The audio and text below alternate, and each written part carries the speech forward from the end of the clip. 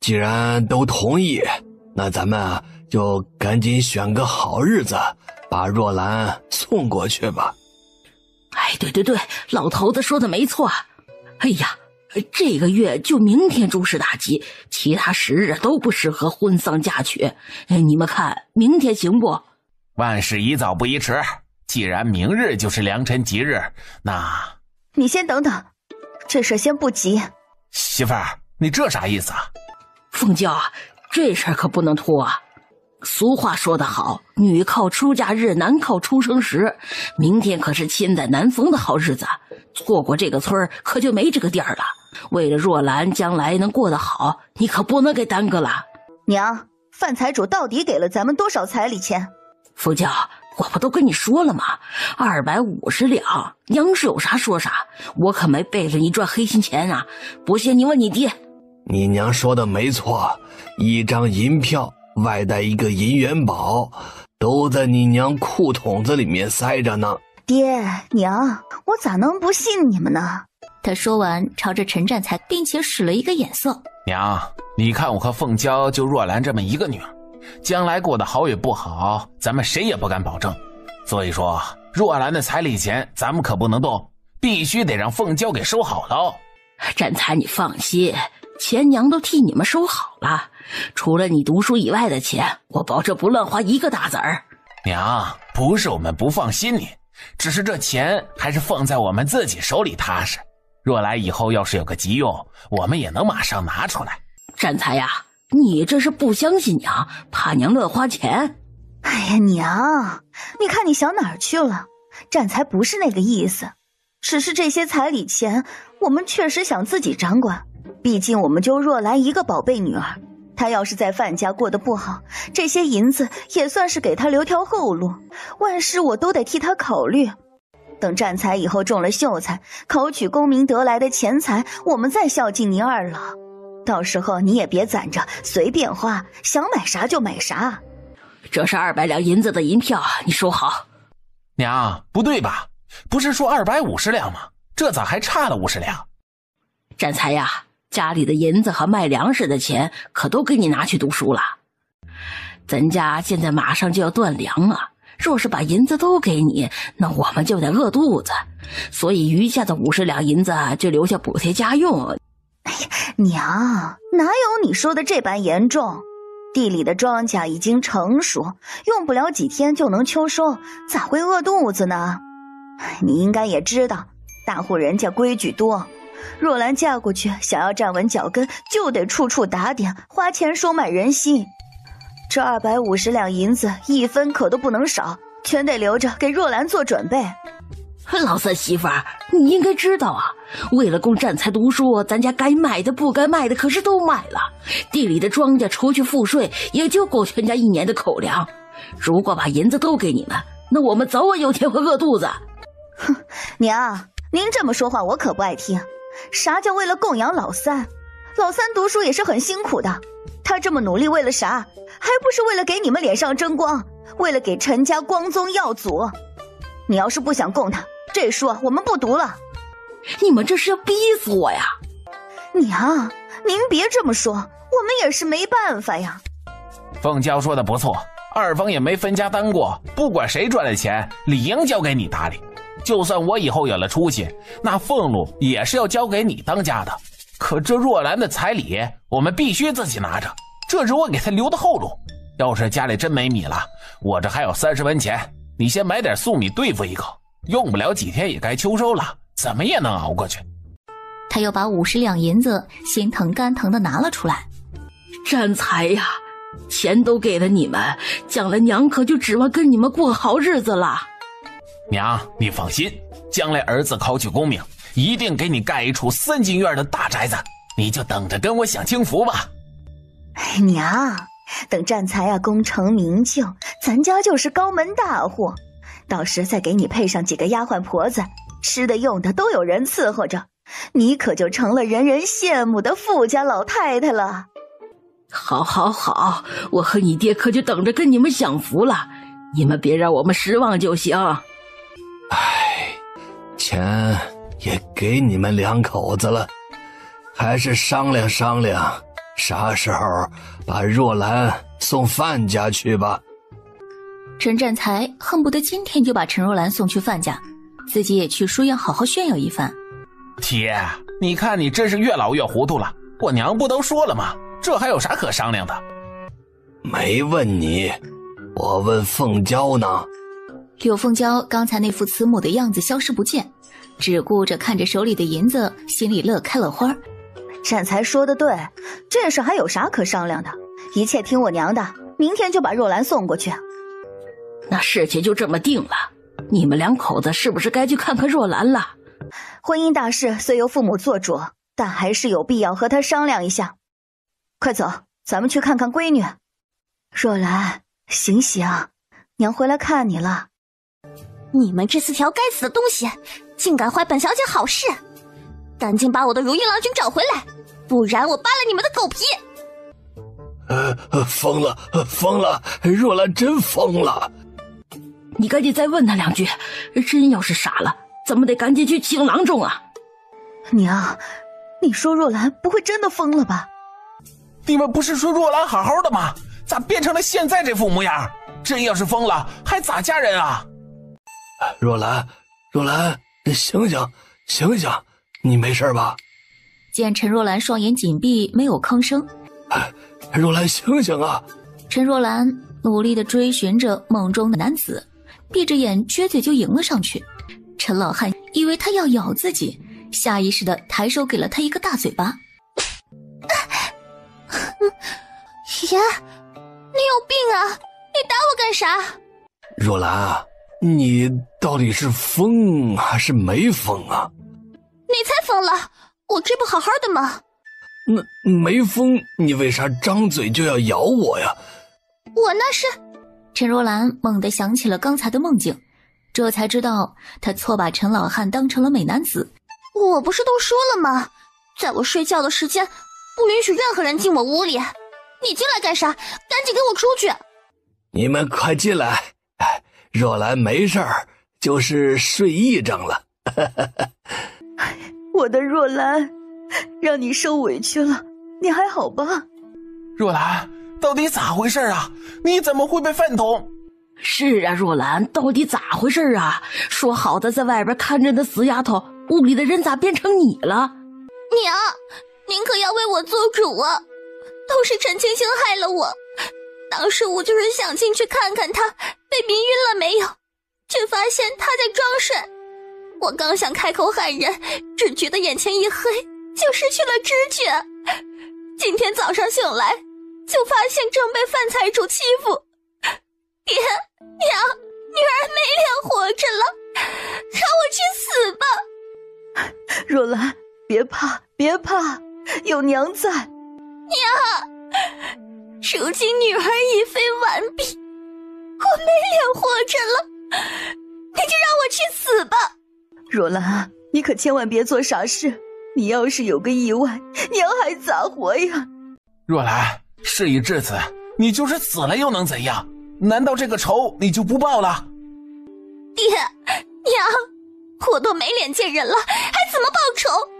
若是以后有机会，我一定要将陈青青抽筋扒皮，挫骨扬灰，让她永世不得超生。若兰，机会会有的，现在你得振作起来。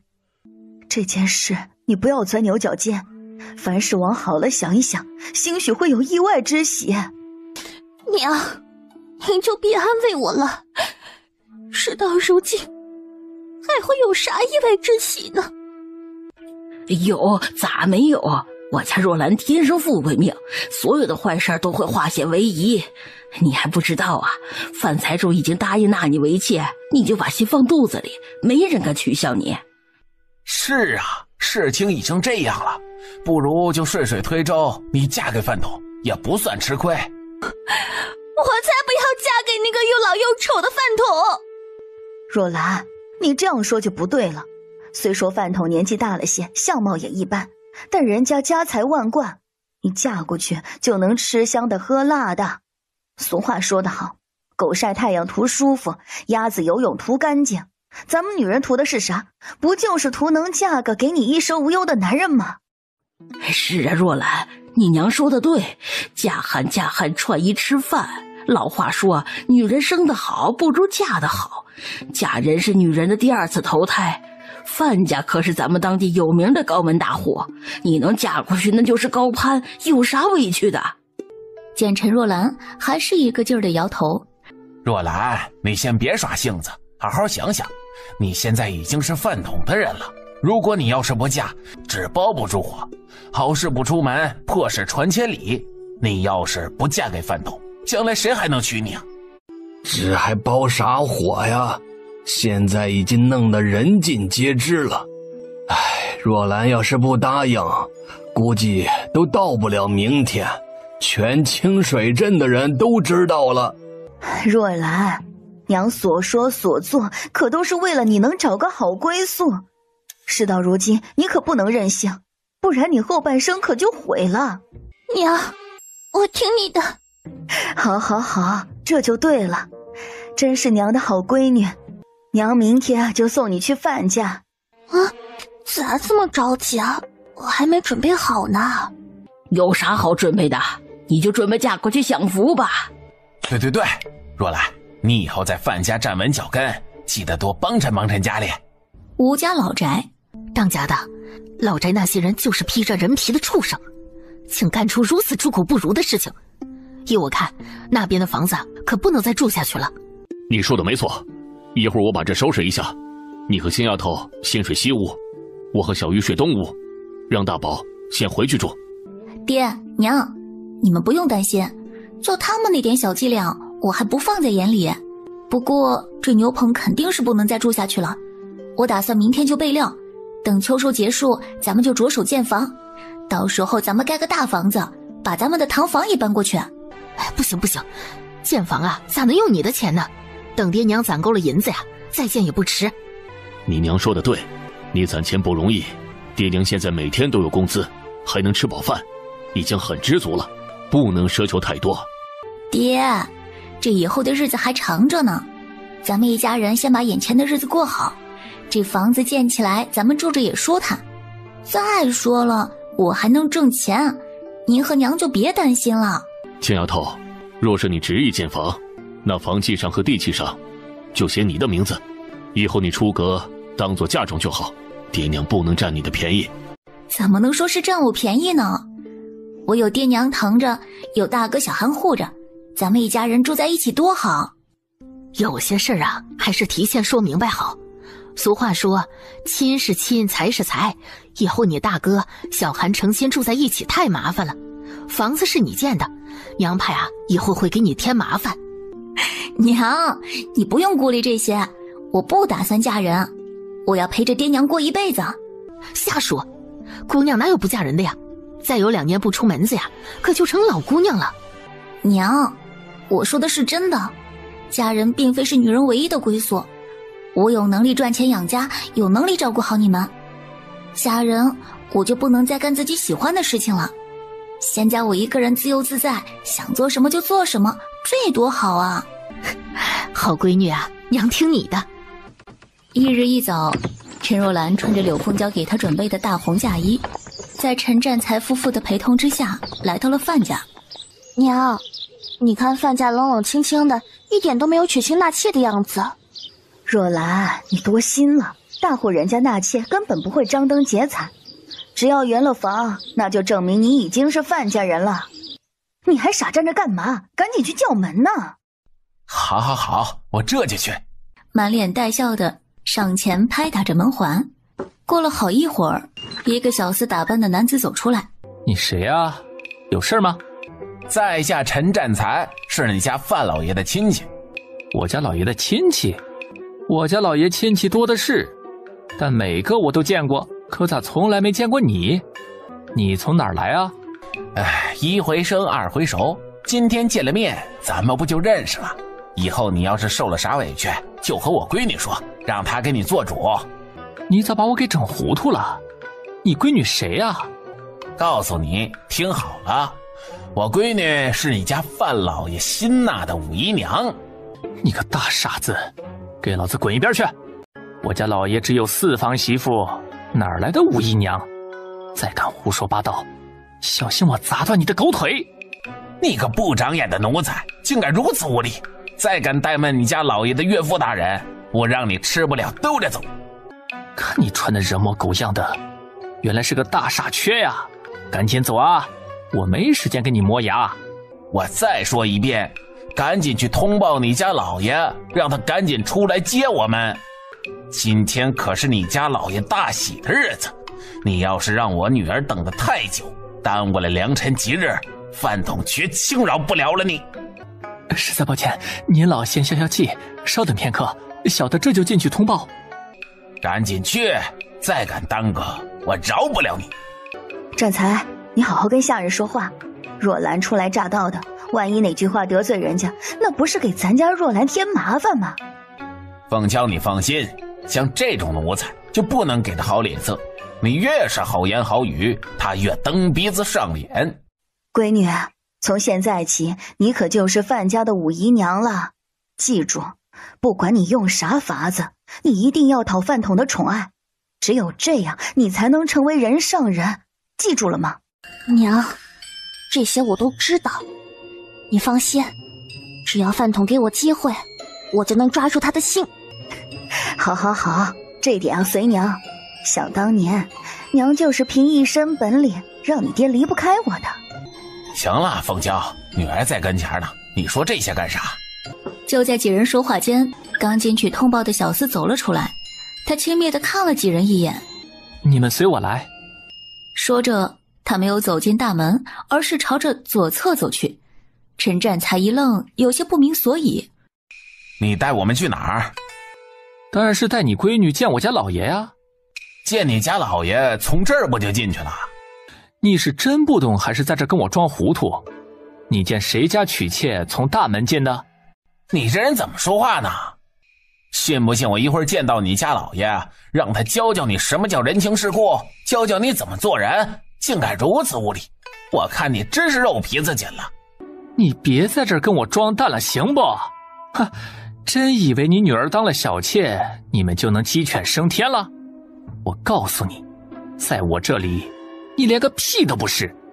再敢废话，我就先给你醒醒脑。你真是有辱斯文。哎，这位小哥消消气，别跟他一般见识。是我们不懂规矩，还麻烦你前边带路，我们跟你走就是了。算你们识相，跟我走吧。小厮带着几个人来到侧门，收住脚步，朝着陈战才夫妇说道：送到这儿就行了，你们俩可以走了。这位小哥，今天怎么说也是我女儿成亲的好日子，不管咋说，我们也得跟着进去看看，不能就这么走了吧？你们进去干什么？难道还想要赏钱？不，我们不是这个意思，就是想见见范老爷。范老爷也是你们想见就见的，还是从哪儿来回哪儿去吧，别太把自己当回事儿。我家老爷的岳父大人多的是，还轮不到你们在这耀武扬威。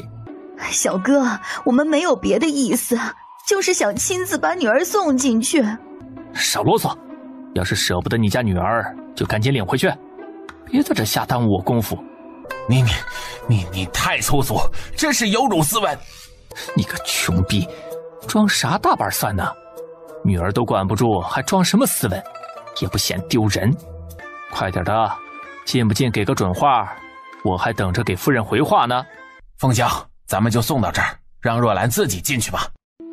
若兰，大户人家规矩多，爹娘只能把你送到这儿了，以后可就全靠你自己了。娘，我怕。怕啥？娘以前不教过你吗？男怕三骚，女怕三撩。只要你把范老爷哄开心，就是把天捅出窟窿来，也有人替你撑腰。那能行吗？行，咋不行？只要是男人就没有不行的，绝对百试不爽。你们还有完没完？赶紧的，我家夫人还等着呢。这就好，这就好，快进去吧，记得娘的话，一定好好的啊。低着头跟着小厮的指引进了饭宅。我可怜的女儿啊，娘舍不得你啊。行了，凤娇，咱女儿聪明，不会受苦的，你就放心吧。但愿如此。小厮把他领到了一处偏房。进去吧，以后这就是你的房间。独自一个人坐在陌生的房间里，坐立不安。不知过了多久，一个丫鬟走了进来。五姨娘，夫人叫您过去。到了正厅，范夫人端坐在椅子上，脸色阴沉。这就是范夫人，赶紧行礼。小女若兰拜见夫人。真是不懂规矩，来人，把她衣服给我扒了。身旁的2个丫鬟上前就要动手。住手！你们凭什么扒我衣服？哼，凭什么？你太把自己当回事儿了，竟还敢穿红衣裳？不知道做妾只配穿身粉衣服吗？识相的赶紧自己脱下来，不然我们可就不客气了。今天是我大喜的日子，我就是要穿红色嫁衣。陈若兰哪里受过这样的委屈，便耍起了性子。她起身来到近前，就狠狠地朝陈若兰脸上甩了一巴掌。当妾的还敢提大喜的日子？你配有大喜的日子吗？不给你立立规矩，你是不知道自己几斤几两啊！你竟敢如此辱我！我虽是妾，可也是老爷应允进门的。进了这个门就得守这里的规矩。你这一般的不知好歹，以后啊，有的是苦头吃。3两下儿就把他一身嫁衣扒了个干干净净。陈若兰刚想哭出来，不想再挨打，赶紧给我憋回去。夫人，我知道错了。你就是老爷心大的一个小妾，哼，看着不也一般般吗？咋能把老爷累的直到现在还起不来炕？看来你有些手段啊。夫人莫要见怪，范老爷喜欢小女，所以才卖力了一些。我现在这腰也跟折了一样呢。老爷喜欢的女人多了，别太把自己当回事儿。夫人，东西都准备齐了，赶紧的，一会儿我还有别的事儿呢。是，马上开始。来人，都进来吧。五姨娘，赶紧给夫人敬茶，只要磕了头，你就是真正的范家人了。请夫人喝茶。范夫人没有接，而是慢悠悠地开口道：作为正室，我得把范家的规矩给你说一下。既然你已经是范家人，就给我记住了，从今日起，早起过来给我敬茶，晚上睡觉前给我打好洗脚水，不准大声说话，不准惹是生非，不得随意的殴打辱骂下人，不得擅自离开范家半步，不准惹老爷生气。陈若兰有一些跪不住了。今天可是你来范家的第一天，茶杯你可要端稳了，碎了可不吉利。凡是人为损坏的东西都得照价赔偿，你可别破了财。不由得身子一歪，手里的茶杯掉在地上，摔得粉碎。对不起夫人，是我没拿住，请您别生气。你怎么这么不小心呢？刚才我可跟你说了，谁损坏的东西都得照价赔偿，所以啊，这个茶盏你得赔钱。夫人，我没钱呢。把五姨娘这个月的月钱先给结清一下。是，大人呐，把钱赶紧拿来。这些是你这个月的月钱，请你收好。谢谢史管家。陈若兰接过3两碎银，心里乐开了花。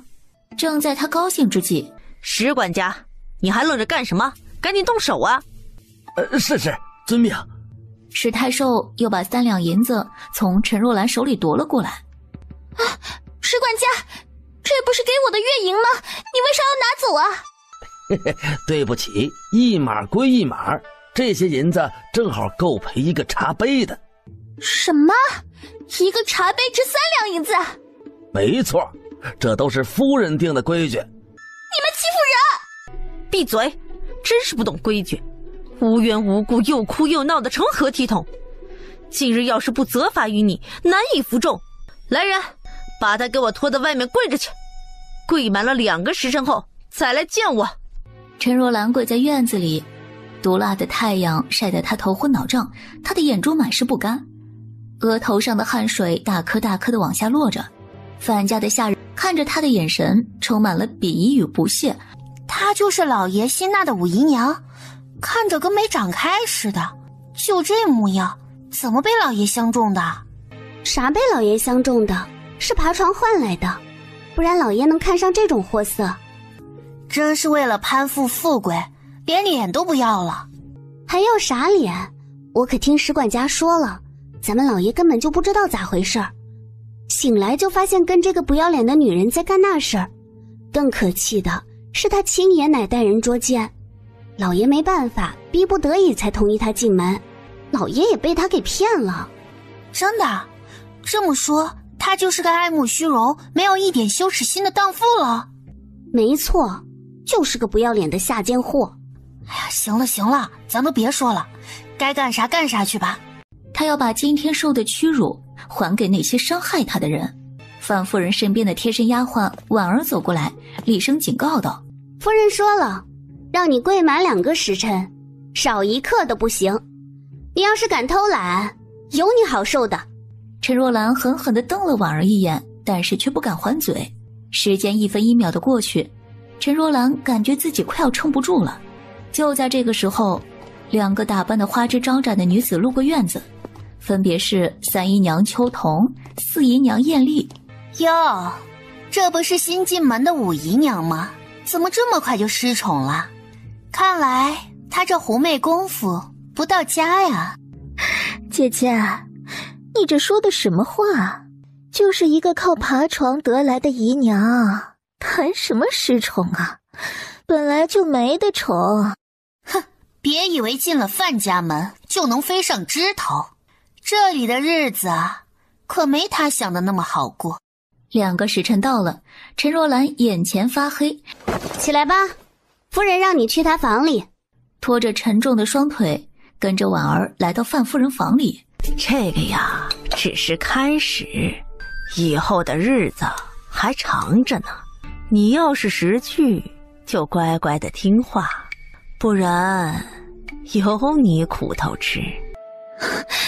夫人，我知错了，以后再也不敢了。你呀，只是个妾，说白了，那就是个玩物。若有幸得老爷的欢心，生下个一男半女，也算是你有福气了。若是一天到晚的就知道哭哭啼啼的，我就把你呀卖给人牙子。范家不是养娇小姐的地方，记住了吗？记住了，我再也不敢了。爹，我想问问你，咱们镇上有没有手艺好的工匠？我想提前和人家打好招呼，到时候好来给咱们家建房。咱们清水镇泥瓦匠倒是不少，但只会盖普通的泥坯房。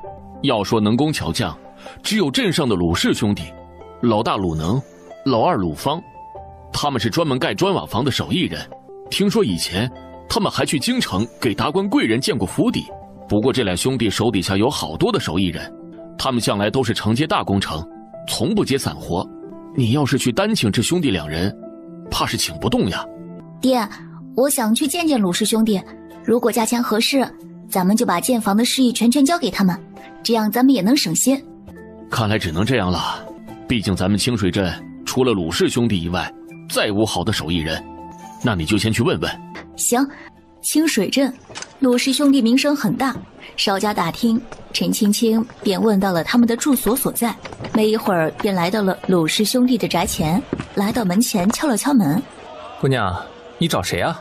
你好，小哥，我找鲁能、鲁芳2位师傅，有事要商量。我师傅忙得很，你有啥事儿和我说吧。我想盖一处宅子，想和2位师傅商量一下建房事宜。好，姑娘稍等下。功夫不大，便领着一个脸色黝黑的男子急匆匆地走出来。师傅，就是这个姑娘，她说想找您商量建房的事宜。鲁师傅你好，我叫陈青青，这次过来是想请你帮忙建造一处宅院。你好啊，陈姑娘，在下鲁能，建房的事情好说，里边请。来到厅堂落座，奉上茶水。鲁芳听说来了客人，也急忙出来打招呼。陈姑娘，不知你想建造一处什么样的宅院？卢师傅，如果盖一栋2进院的宅子，大概需要多少银子？这个不能一概而论，得看那建房的地面有多大。像正常的1亩房基地建造的2重院子，造价在180两银子左右。陈姑娘你放心，这可是实实在在的价钱，绝没有乱开价。鲁师傅，您误会了，我觉得价钱可以接受。我简单的画了一张图纸，您看一下。这里一共是4亩多的土地，我想在左边建一个3进院的宅子，右边建一处作坊，东西北3面都是仓房。这排房子分为10间屋子，每间屋子里都有一口大锅，四周全部都围上院墙。陈姑娘，你这相当于建了2处宅院，价钱可不是个小数目。这大概需要多少银子？按照你的设计，3重院落建造好得需要260两银子。右侧的作坊没有那么繁琐，只建造几排房屋，价钱相对便宜些，但林林总总也需要120两银子，加在一起就是380两银子。你要是觉得能接受，咱们就签建房文书。行，那就签了吧。这个行当有个不成文的规矩，只要签了文书，您必须提前支付30%的定金。没问题，这都是应该的。所有建房事宜由你们全权受理，我只负责监督，不许中途额外的收取费用。陈姑娘放心，我们兄弟绝不会干那种满心昧己的丧良心事。文书里写得清楚，只要哪块建的不满意，我们绝对返工重建。那就好，这是预付的定金。陈姑娘真是豪爽，却不知您打算让我们什么时候动工？有了确切的时间，我们也好提前准备砖石瓦料等。现在你们就可以提前备料，只要地里的庄稼收完，你们就可以动工了。好，估计再有半个月的时日就能秋收，我们趁这个空档正好备料。甄青青又和他们聊了一些细节之后，便起身告辞离开。第二天一早，娘，该做早饭了。大早上叫魂呢？你昨天晚上没准备今天早上下锅的米，我等着煮饭呢。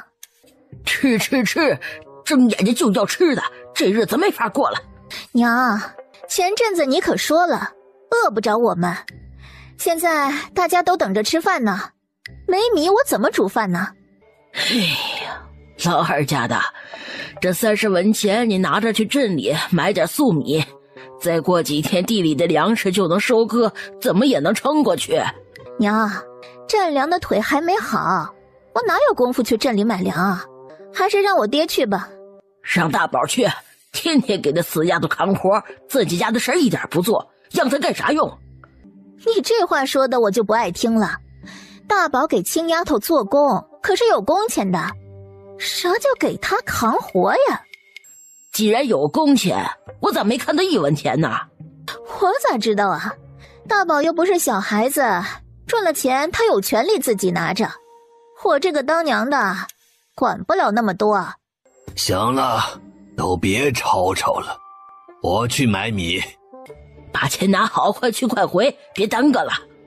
放心吧，耽误不了吃中饭。过了大半晌，陈老汉这才气喘吁吁的回来。老头子，30文钱你咋才买这么一点粮食？粮食涨价了，以前3文钱1升粟米，如今已经涨到6文钱。你不会被骗了吧？怎么一下涨那么多钱呢？我问了好几家米铺，都是一个价儿。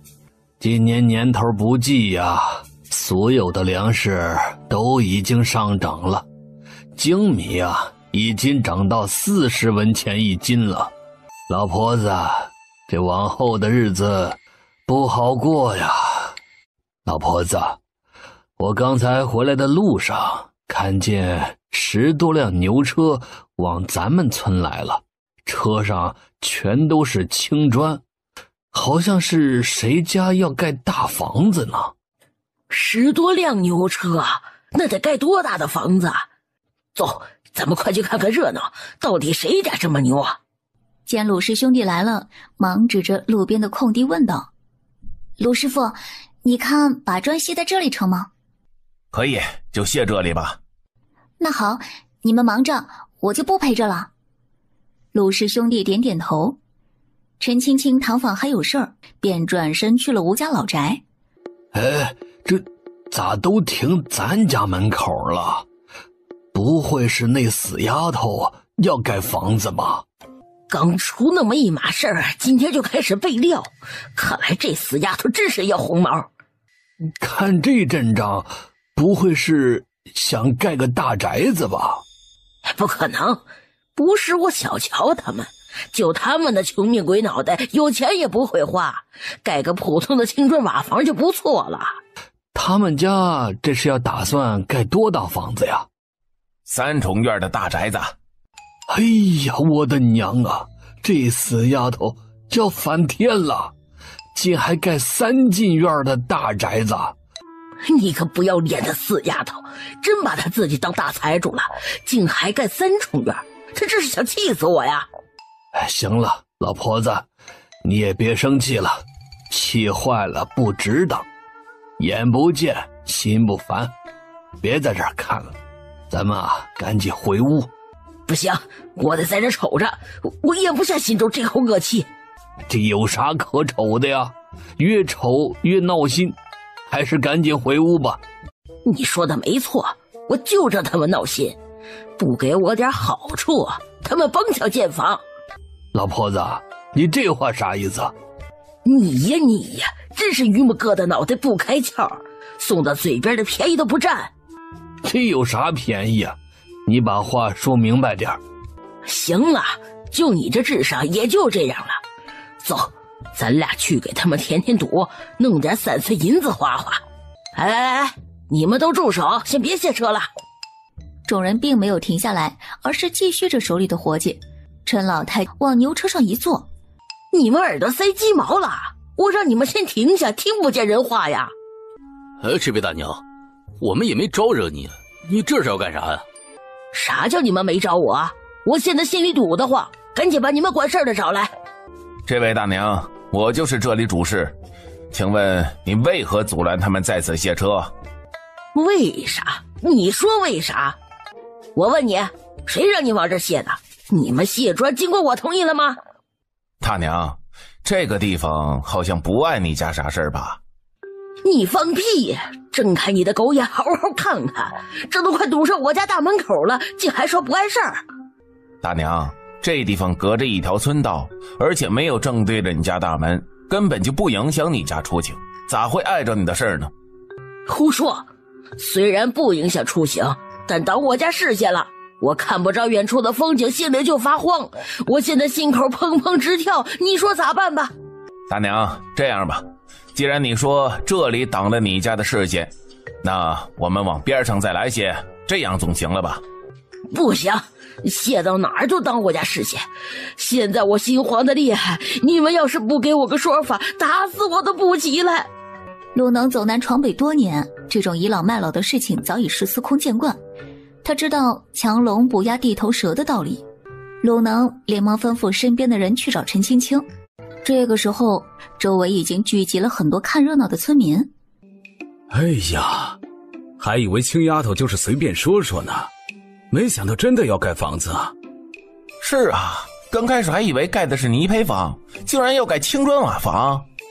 你说错了，人家不止盖青砖瓦房，还要盖个3进3出的大宅子。这才短短几天，青丫头就赚了这么多银子啊，盖得起那么大的院子，真是了不起。人家一天能制出100多斤赤砂糖，1斤100文，那一天就是10两银子啊，能不发财吗？是呗，这陈老汉夫妇呢也是够倒霉的，押错了宝，把希望呢都寄托在了3儿子的身上。那现在青丫头这么有出息，估计他们2口子呀快后悔死了。切，后悔有啥用啊？陈老太当初仗着占山一家老实，又是断亲又是分家的，真是坏事做尽，恶事做绝。现在青丫头就是再有钱，他们也沾不上一点光。你说的对，要我看这老2口啊，现在有点狗急跳墙的意思，要不然也不会坐着人家车上耍赖皮。他们就是故意找茬，想讹青丫头的钱。真是越老越没人性，太缺德了。没错，要是能干点人事儿，陈若兰也不至于让饭桶给糟蹋了，也不碍他家啥事儿，这不是扯淡吗？行了，你们快别说了，青丫头来了，咱们呢过去看看这个事儿咋解决。你们2个干什么？赶紧从车上给我下来，要不然磕到碰到，我可不负责。你算老几呀？让我下来我就下来。告诉你，真要碰到我让你养我一辈子。对，你们动一个试试，反正我们老两口也没事儿。真要是谁把我老胳膊老腿碰坏了，我上你们家炕头坐着去。陈忠浩，你能不能积点德，干点人事啊？这地方离你家800丈远，碍着你家啥事儿了？凭啥阻拦人家干活？你这就是惹是生非。你去哪儿说呀？你都不占理。就是嘛，人家盖房子，你们两口子眼红心热的，凑啥热闹啊？这不是给人家添堵吗？你们少在这瞎叭叭，啥叫不碍我家事儿啊？这些砖垛挡我家风水了，不给我个说法，他们甭想干活盖房子。大娘，如果把砖卸在这里，你瞎碍眼，我们可以往边上挪挪，你就别为难我们东家了。少在这马后屁，早干啥去了？当时卸车的时候，你们就应该先问问我。现在晚了，不给我5两银子抓着药吃，这事儿不算完。你这不是讹人吗？就讹你了，你能咋的？哎，陈姑娘，你看这事儿该怎么办？刘师傅，您别急，这事儿我来处理就成。死丫头，想盖房子就赶紧给我银子，不然你甭想干活。这块地是村里的官道，大家继续干活，出了事儿我兜着。停下，都给我停下！要是磕碰着我非讹死你们不可！好好说话听不懂是吧？想讹我行啊，不怕死你就在这耗着。你要是真的磕着碰着死了或者残了，不就是银子吗？我赔得起。你敢？我敢不敢？你试试不就知道了。不过你可想好了，要是我们的工人干活一不小心碰到你，你若是幸运这一下就死了，那算是你运气好，我无非呢就是赔点银子，这都无所谓。可万一你倒了8辈子血霉，这要是残了或者是瘫了，那你后半辈子可就有的受的了。这吃喝拉撒都得在床上，这滋味可不好受。老婆子，要不咱们还是回去吧，别在这儿丢人现眼了。回去干个屁呀，都让人气到脖梗子上了，不出这口气，咱们以后咋在村里抬头？你要是还是赖着不走，那我就可让工人们加快干活的速度了。到时候有个闪失，别怪我没有提醒你。你个死丫头，自个儿玩阴的！银子我他娘的不要了，我就跟你们耗着，看谁着急。哎，陈老太，你就别在这儿闹了，赶紧回家去吧。就是啊，做人别太过分。这地方是村里的官道，你凭啥捣乱？真是没事找事，闲得蛋疼。人家好言好语就是给你们老两口面子，别蹬鼻子上脸。真要是把你碰残了，你就是拿到银子又有啥用啊？可不是呗，人家该你的欠你的，张嘴就要钱，真是穷疯了。对，让他们摊官司，有了污点，看他们家沾财，以后咋考秀才？还考个屁秀才！这要我说，有这样的爹娘，他小儿子狗辈子都成不了人。我不怕死，也不怕残，有本事就赶着牛车从我身上压过去。说完，他起身躺在牛车面前，撒起了无赖。我再说一遍，马上给我起来，不然我让你吃不了兜着走。哎呦呦，瞅把你狂的！我就是不起来，你能拿我咋办？这位大娘，你可想好了，你若是执意捣乱，我们有权去县衙告你。你们老两口就是犯了寻衅滋事、敲诈勒索之罪，到时候你可要蹲监的。有本事你们就告去，我今天就是不让你们谁也别想干活。行啊，既然你如此执迷不悟，那就躺着吧。娄师傅，不用管他，咱们接着干活。这万一出了什么事儿，我担着。东家，这不好吧？照我说的做，不用理会这样的人。不走，那就承受一下耍无赖的后果吧。刚想撒出药粉惩治一下他们，就见吴保安走过来。哎呀，老婶子，你快起来，躺在地上成何体统？李正叔，程老太无辜的阻拦我盖房子，这怎么劝都不听。好，秦丫头，你先别着急，我知道，我来处理此事。哎呀，老婶子，你这是干什么？赶紧起来！哼，我不起来，他们欺负人。你如此胡闹，还有理了？青丫头盖房子合理合法，是有官府文书的，你强行阻拦，那就是犯法的行为。要是再不起来，我就只能让人把你抬走了，送到县衙去，让县老爷评评理去。吴保安，你就吹吧，你的衙门是你家开的，你想让他们抓谁就抓谁，赶紧的去报官。我这辈子还真就没坐过监牢，还真想尝尝啥滋味。老婆子，你看你这是干啥呢？咋还上来倔劲儿了？哎呀，咱们不是这死丫头的对手，差不多得了。真要是把事情闹大了，那没咱们好果子吃啊！一边待着去，我今天真就跟他杠上了。这地方又不是他家的，还占用村里的官道挡我家视线，就是不行。老婶子，你家那几间茅草房离这儿800丈远，在这儿卸砖，怎么可能挡你家视线呢？你就别胡说八道了，好不好？吴保安，你咋知道不挡视线啊？是我住在这儿还是你住在这儿啊？我说挡他就挡。咱们南山村的风气都被你们这样的人给带坏了。这么大岁数的人了，咋没有一点羞耻心呢？净学无赖，讹诈钱财。我跟你说，你们的这种行为已经严重的触犯了大庆朝的律例。要是青丫头把你们告到官府，你们俩就得打板子，上夹棍。刑法一用，就你们这把老骨头，那不死也得脱层皮。挨揍还不算啥，最主要的就是要交罚银。要是交不起，你们就在监牢里等死吧。还想告我？告去吧，我不怕。这可是你说的。大牛、二柱，去找根绳子，把这2口子给我滚起来。他们讹诈在先，败坏南山村的村风在后，即日起赶出村，永不为南山村村民。好嘞，李正，我们这就去。大牛、二柱答应了一声，便去找绳子。保安呐，你看你这是干啥呀？我们家老两口就是开个玩笑，逗逗青丫头呢。你说你咋还要把我们撵出村子呢？有你们这么开玩笑的吗？青丫头给你钱你敢要吗？你们要是真敢收她的银子，我作为李正立马就把你们扭送官府，把你们从南山村的名册中除名。就是，你看你这是干啥？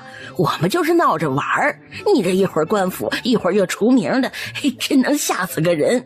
你们也别找借口，你也活了大半辈子的人了，咋就不干点正事呢？亏你们家老三还是个读书人，你们这么做就不嫌给他丢人？将来他要是真的当上了大官，让人知道他要讹诈人的双亲，那得多让人看不起啊！你也太小瞧咱爷们儿了，我哪敢干那种缺德事儿啊？就算穷王不去偷，人虽穷，但志气不短。既然你说没干，我姑且相信你。这次我就不和你们一般见识，要是再有下次，可别怪我不留情面。青丫头盖房的文书早就下来了，用不了几天就能秋收，你们抓紧时间把这地里的庄稼给收了，别耽误他盖房子。你放心，只要秋收时间一到，我们马上收粮食。你们继续啊，我不打扰你们干活了。说完就往家里走。瞅瞅你干的，这叫啥事儿啊？银子没讹成，反弄了一身骚，这以后咋还有脸见人呢？你少废话，谁知道干这种事犯法呢？该死的吴保安，当个破例，这真是把他牛上天了，一碗水都端不平，还处处向着那死丫头说话，竟还搬出官府来吓唬人。要我看，他就是心术不正，被那死丫头的美色迷住了心智。你等着，等我儿子当上大官的，我让你们没好日子过。行了，老婆子，你少说两句，以后长长记性，别再出这些幺蛾子了。瞅你这点出息，一点都不吭事儿，还屁大点事就怂了，这他娘的算个屁呀！俗话说得好，失败是成功的姥姥，失望就忘空，一忘就成功。只要让咱们逮着机会，和那死丫头一次就够本。老婆子，你快省省吧！刚才你没听吴保安说啥呀？那就不是人的玩意儿，偏心都偏到肋叉子上了。要是咱们再去找麻烦呢，估计他真能干出翻脸不认人的事儿。万一真把咱俩逐出村，你想过后果没有啊？老三将来咋办呢？要我看呐，咱们还是别闹腾了。看你这窝囊样，我就来气。吴保安不就是个破例症吗？你怕他干个屁呀？好言好语那是给他面子，真要是把我逼急了，我弄包耗子要死他们家老母猪，我看得长记性不？哎呦，我的祖宗哎！你可别犯糊涂做傻事儿了。要是让人逮着，那就是投毒犯，那是得砍头的呀你！哎，行了行了，瞅你这耗子胆儿，我就是过过嘴瘾，随便说说，才不会傻了吧唧的干傻事儿。哎，老头子，你还想不想发财？想不想住大房子？你啥意思啊？我啥也不想，我就想好好活着。瞅把你吓的！你放心，这回咱们不和他们针锋相对，明着不行就来暗的，咱们就来个人不知鬼不觉。咋来暗的呀？看见那些青砖了吗？看见了，那路旁不都是吗？知道这青砖多少钱不？不知道。1文钱2块。啥？1文钱2块？那玩意儿这么值钱的吗？青砖可不便宜，要不说一般人盖不起砖瓦房呢。老婆子，你的意思是想在这些青砖上动手脚啊？行啊，你脑瓜子总算开回窍。明着咱们不是那死丫头的对手，那咱们就背地里下手。咋样，老头子，敢不敢出心里这口恶气？有啥不敢的？死丫头把咱们家都霍霍成啥样了？要是她当时肯嫁人呢，咱家也不至于没粮食吃，若兰也不会委曲求全的嫁给饭桶当小妾。她家日子过好了，也不知道帮衬咱们老两口，真是没一点良心。现在还想盖大房子，没门儿！就是讹不到银子，我也恶心他。对，你这些话说得太好了。接下来你知道咋办了吧？今晚上就算不睡觉了，我也要去给他们添堵。添堵？你要干啥去？你说我干啥去？我趁晚上黑灯瞎火把那些青砖都摔碎了，我看那死丫头用啥盖房子。你真是够缺心眼的啊！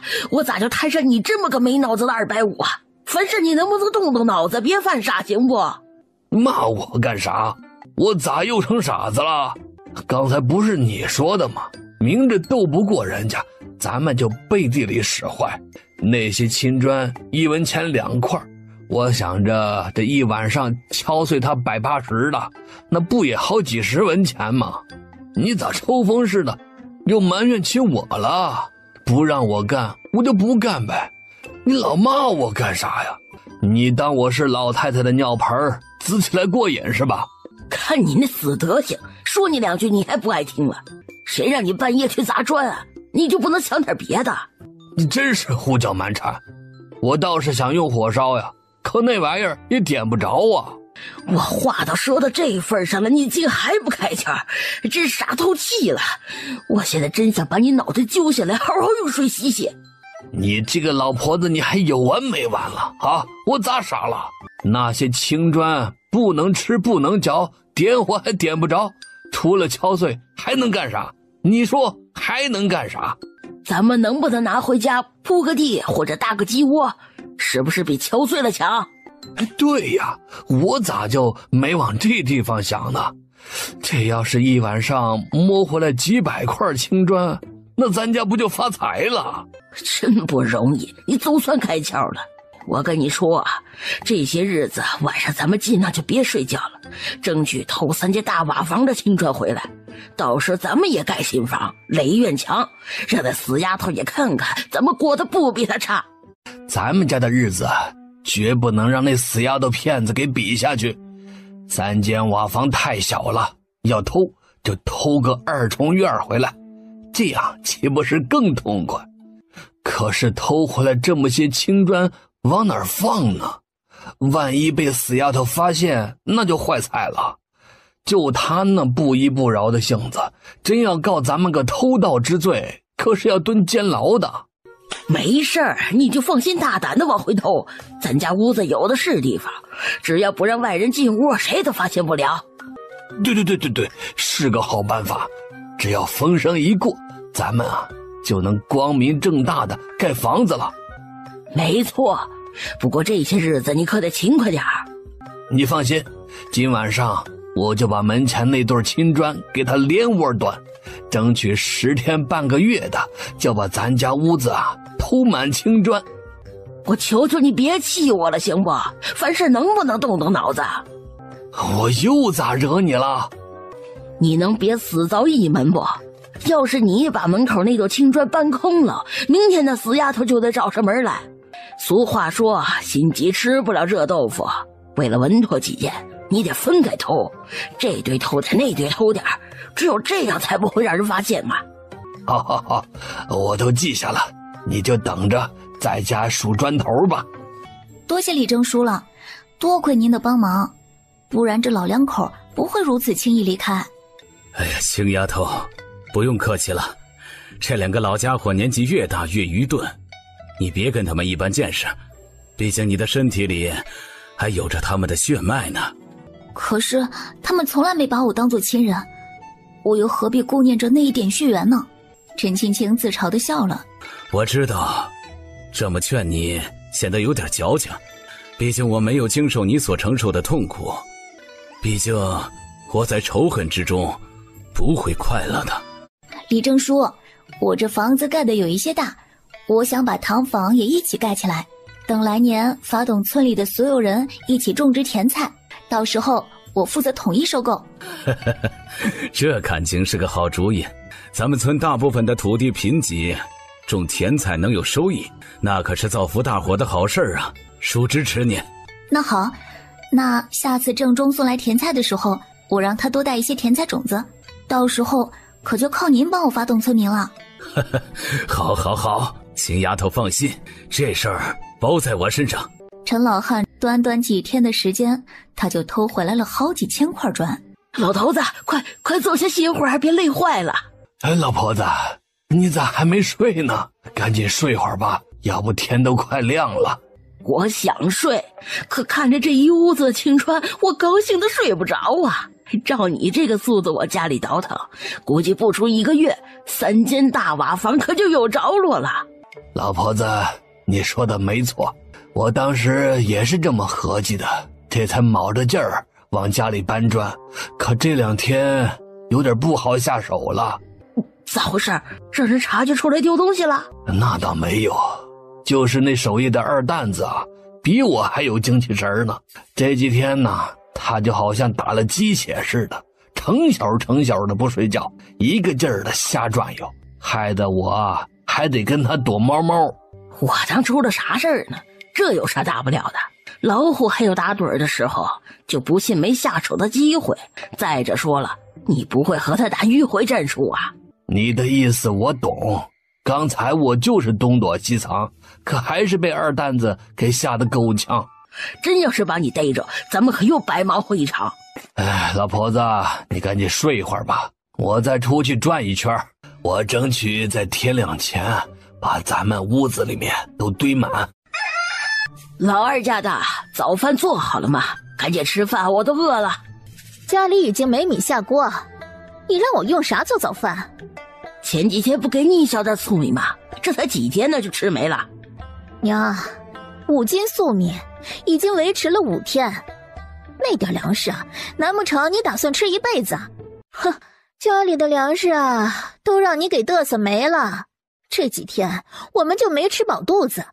你赶紧想办法，不然真饿死，你可就沾不上你秀才儿子的光了。你把话说清楚，啥叫我把粮食给嘚瑟没的？供养战才读书，我也是为了让你们过上人上人的好日子。如今断了粮，你凭啥把责任怪到我头上啊？行了，娘，你也别强词夺理，胡搅蛮缠。到底咋回事啊？你心里比谁都清楚。现在不是吵架的时候，有这闲工夫啊，你还是赶紧去弄点粮食回来。说句你不爱听的话，我们年轻人饿上2天还能挺得住，可你和我爹老胳膊老腿的，真要是饿上2天，哼，估计就得去见阎王老子了。哎呀，你们要是饿嘎了，将来你小儿子就算当上官老爷，你们也看不见摸不着，不能跟着享福了。你胡说啥？呸呸呸，真是个乌鸦嘴！我是不是胡说啊？你心里明白。这陈占才就是一个自私自利的白眼狼，就算他考上秀才中了举人，这家里人也甭想跟着沾一点光。若不是自己家男人执意不肯分家，这个家他早就不想待了。你也就欺负2房的本事啊，有本事跟你3儿子使使厉害呀！你讹诈饭桶那么多银子的彩礼，你3儿子咋不给你留下点呢？哼，他咋不管你的死活？你还指望着跟他享福？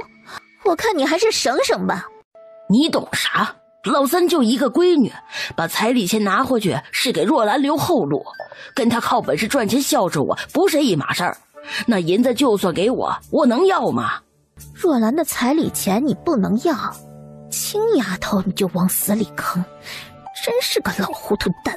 老二家的卖了家里的口粮，确实是娘做的不对，可你得理解娘的一片苦心呐。我不是也想着老三有了出息，咱们也能跟着过上好日子吗？以前的事儿已经过去了，你就算埋怨我，家里也没粮食下锅，还是想想怎么把眼前的难关渡过去吧。我能有啥办法？我也不当家。你也别急，俗话说得好，只有上不去的天，没有过不去的山。凭咱家好几个大活人，就不信想不出主意，渡不过眼前的难关。话是这样说，可现在咱家要钱没钱，要粮没粮，还能想出啥主意啊？现在最好的办法就是去镇里找占才，让他拿回来几两银子，先买点粮食啊，把眼前的日子对付过去。哎，不行不行，这个主意不好。现在可是占才读书最重要的时期，咱们哪能给他添这样的麻烦？真要是让他分了心，惦记家里，势必会影响他考秀才。那我就去给亲丫头做工，凭我这张脸，估计啊能提前支出点工资，这样咱家也能勉强过活。哎，不行不行，占山现在离不开人照顾，你要是去干活，谁伺候他呀？这也不行，那也不行，你说咋办？翠姐，我的好儿媳，你看你说的咋又急眼了？伤筋动骨100天，我这不也是怕占粮没人伺候吗？真要是没养好，腿以后要落下残疾，占粮这辈子可就毁了。饭都吃不上了，还养个屁呀！娘，我问你，从占粮受伤到现在，你看过他几次？你知道他现在成啥样了不？你要是真疼他，就应该让他好吃好喝，才能更好的恢复，而不是整天拿嘴上受。占粮有你伺候，我这个当娘的有啥不放心的？我知道你心疼占粮，不过你别担心，办法我早就想到了，保证不让占粮挨饿。啥办法赶紧说，你就别卖关子了。占粮从昨天到现在就喝了1碗稀粥，早就饿了。别急别急，这事儿啊还得劳烦你一次。大宝呢？大宝一早就去干活了，你找他干啥？我想先从大宝那儿拿点钱买点粮食，等收秋后卖了粮食再把钱还给他。大宝早出晚归，挣点钱不容易，他也老大不小了，早就到了议亲的年龄，我这个当娘的帮不上忙也就算了，不能舔着脸张嘴找他要钱呐。你看你咋没听明白我意思呢？咱们不是要，是借。等秋收有了余粮，我就把钱还给他嘛。再者说了，他毛都没长全，一亲着啥急呀？等他三叔考上秀才，中得举人，咱家可是高门大户，大宝就是秀才的亲侄子，何愁娶不上媳妇儿啊？到那时普通人家的山野村郭咱们肯定不能要啊，必须得门当户对才行。不说富甲一方的千金吧，怎么也得家财万贯的大小姐呀，这样才配得上咱家大宝。行，你别说了，咱家饭都吃不上，还门当户对，我可不指望那虚无缥缈的头衔给大宝一亲，我不会朝大宝要钱的，你还是另想别的办法吧。哎呦，我的好儿媳呀，现在都火烧腚眼子了，你还跟我使啥性子？你好好想想，战良还在饿肚子呢，二宝正是长身体的时候，这要饿得不长个，长大跟个坐地炮似的，你想让他卖炊饼啊？大宝这孩子从小就懂事，知道感恩，你跟他好好说，他不会不借这个钱的。娘向你保证，只要度过眼前的困难，秋收后娘一定把钱还给大宝。行，那我去试试，不过到时候得把借大宝的钱还给他。放心吧，娘只要有了钱就还给他。好，我信你一次，那我去了啊。孙氏出了家门，径直来到吴家老宅。二婶儿，你咋过来了？青丫头，二婶是过来谢谢你的，谢谢你啊，让大宝在这里做工，还每天给大宝带好吃的。二婶儿，你太客气了。想当初我们从老宅搬出来，要不是有你给我们送窝头吃，估计我们也熬不过来。俗话说，滴水之恩当涌泉相报，我现在帮衬你们一些是应该的。好孩子。二婶儿，快里面坐。我就不进去了，我想找大宝说点事儿，你能不能让他出来一下？行，那我给你叫他去。功夫不大，陈大宝就急匆匆地从屋里跑出来。娘，你找我？娘想和你商量点事儿。娘，啥事儿你快说呀，别吞吞吐吐的，我这还忙着呢。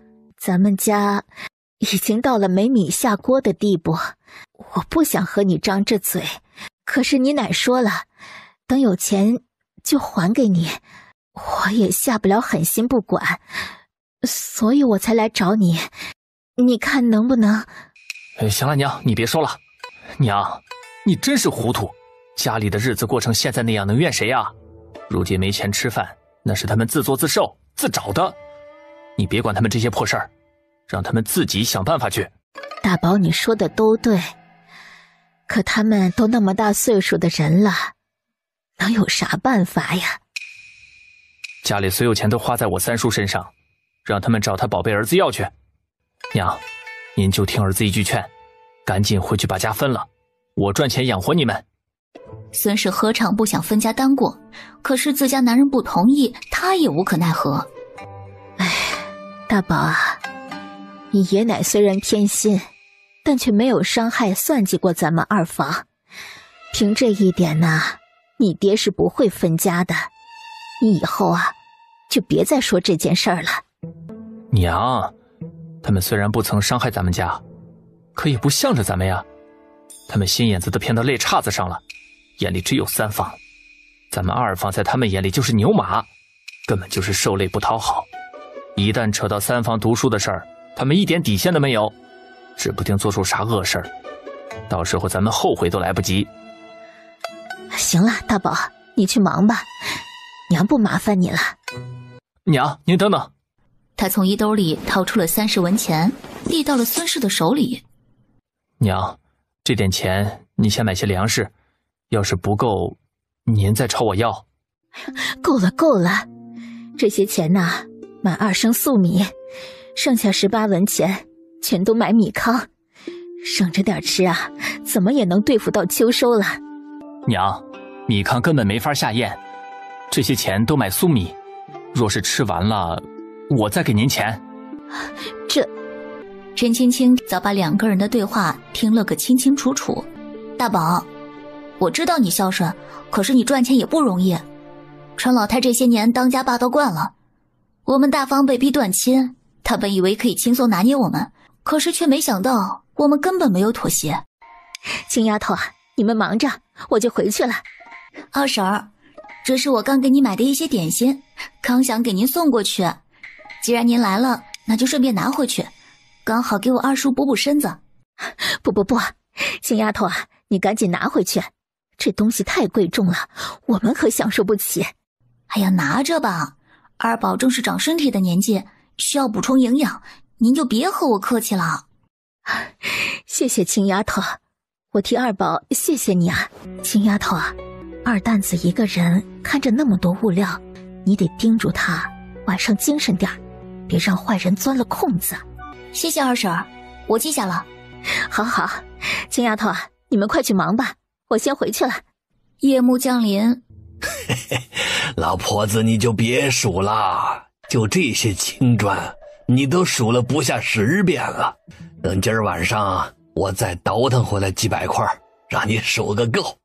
这可是钱呐，1文钱2块，这些总共是1028块青砖，折合成钱那就是514个铜板，能买100多个大烧饼，2天吃1个，将近能吃1年。让你说，我能不高兴吗？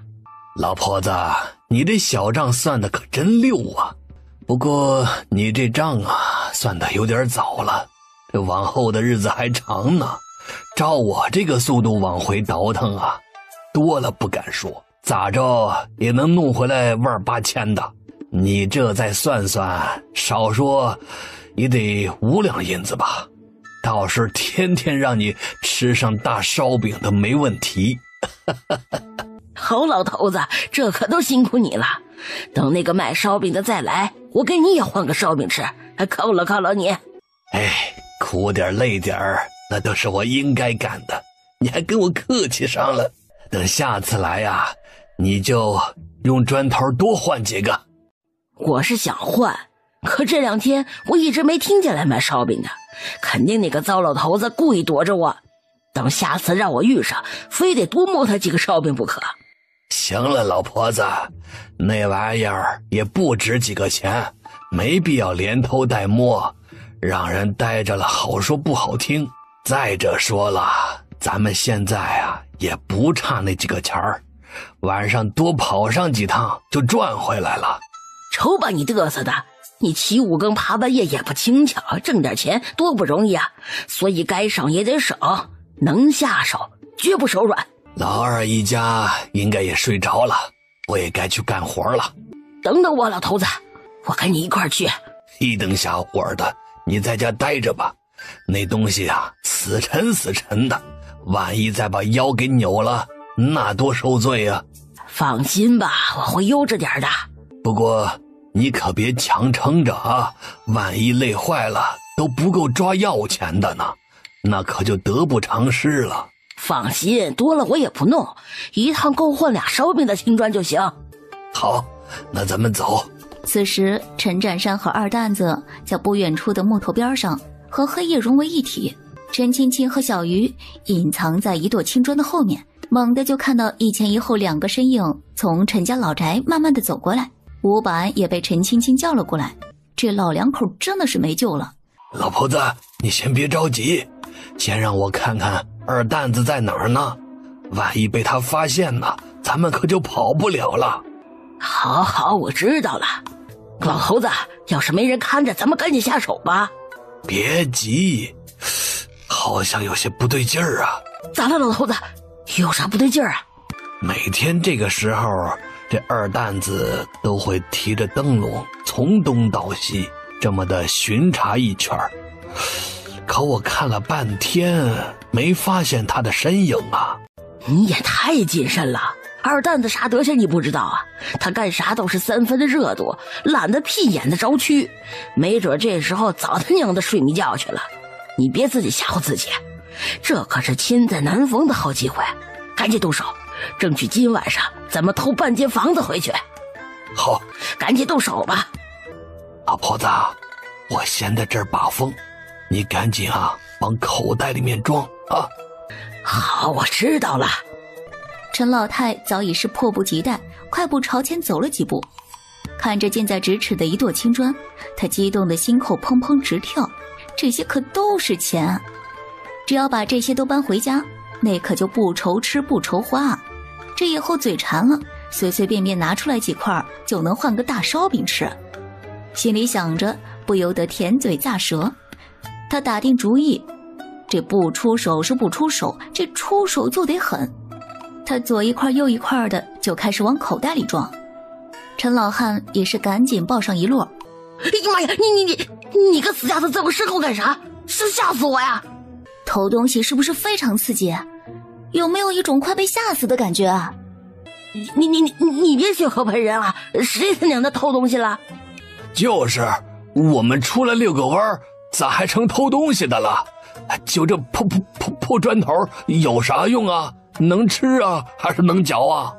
我就是闲着没事往口袋里装几块砖头，拿着玩一会儿，你凭啥冤枉我？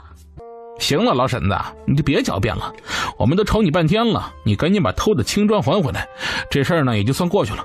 要是咬着石橛子不撒嘴，那你们就等着见官吧。二蛋子，你给我闭嘴，别往我头上扣屎痕子！我告诉你啊，再敢血口喷人，小心我以长辈的身份替你爹教训教训你！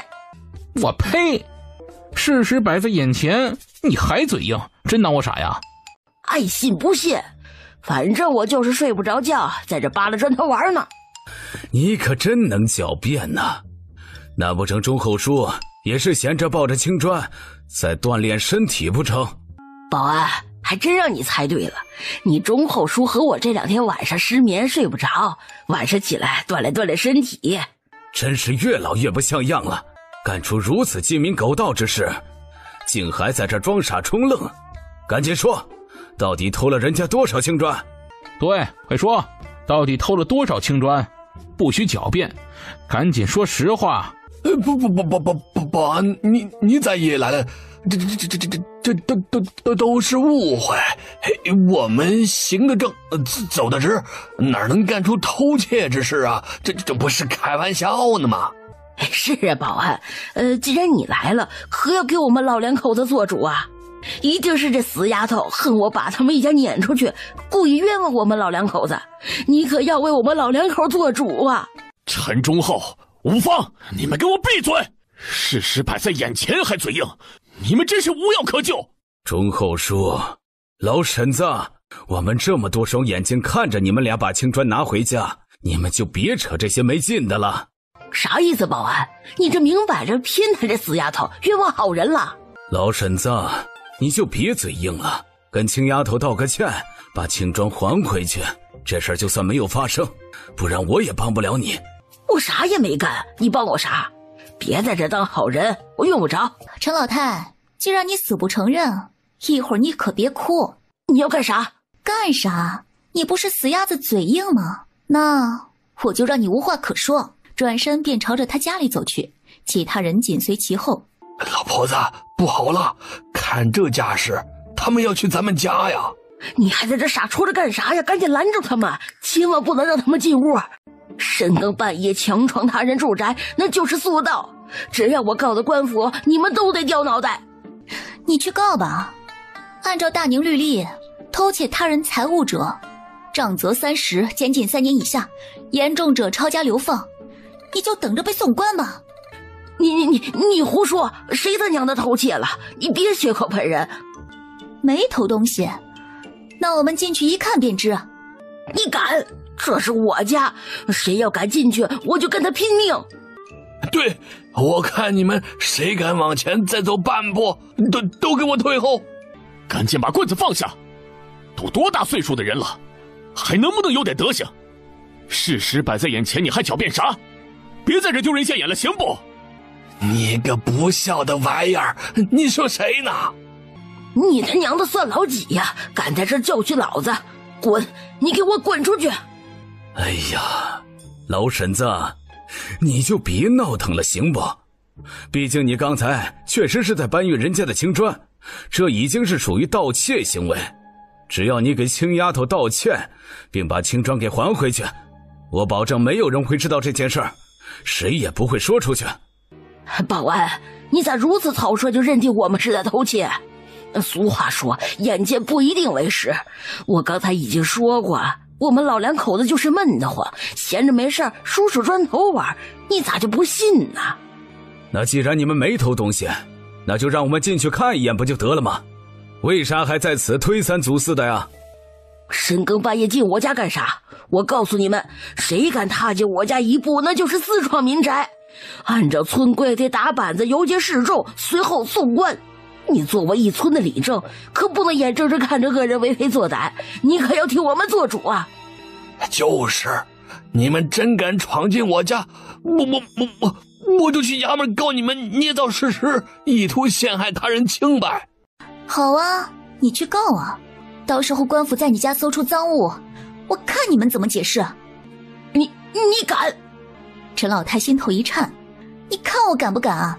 不想死就给我让开，别逼我动手！你要干啥？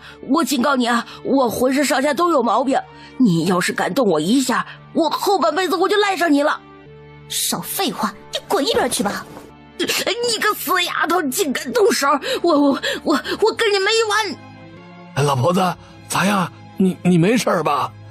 你个缺心眼的死老头子，别管我，赶紧把那死丫头给我拦住！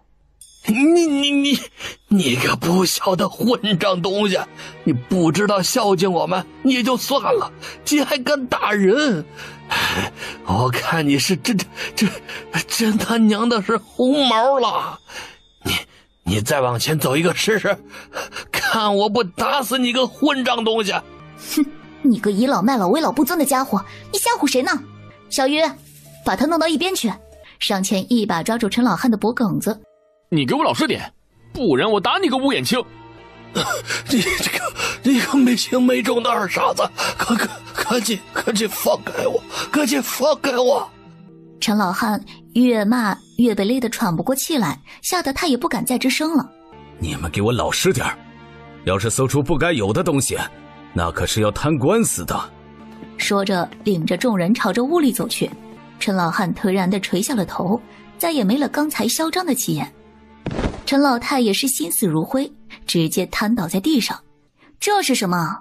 可千万别说这是你们家的东西！众人先后进屋，也被眼前的一幕给惊到了。除了睡觉的地方，满屋子都是青砖。吴保安气得肺都要炸了。现在你们还有何话可说？人赃俱获，你们就等着受责罚吧。保安呐，我的大侄子，这都怪我那死老头子财迷心窍，一时冲动才干出这小偷小摸的勾当。你就大人不计小人过，别和我们一般见识了。呵，你管这叫小偷小摸？刚才我大概算了一下，赃物远远超过500文钱了。你们知道这意味着什么吗？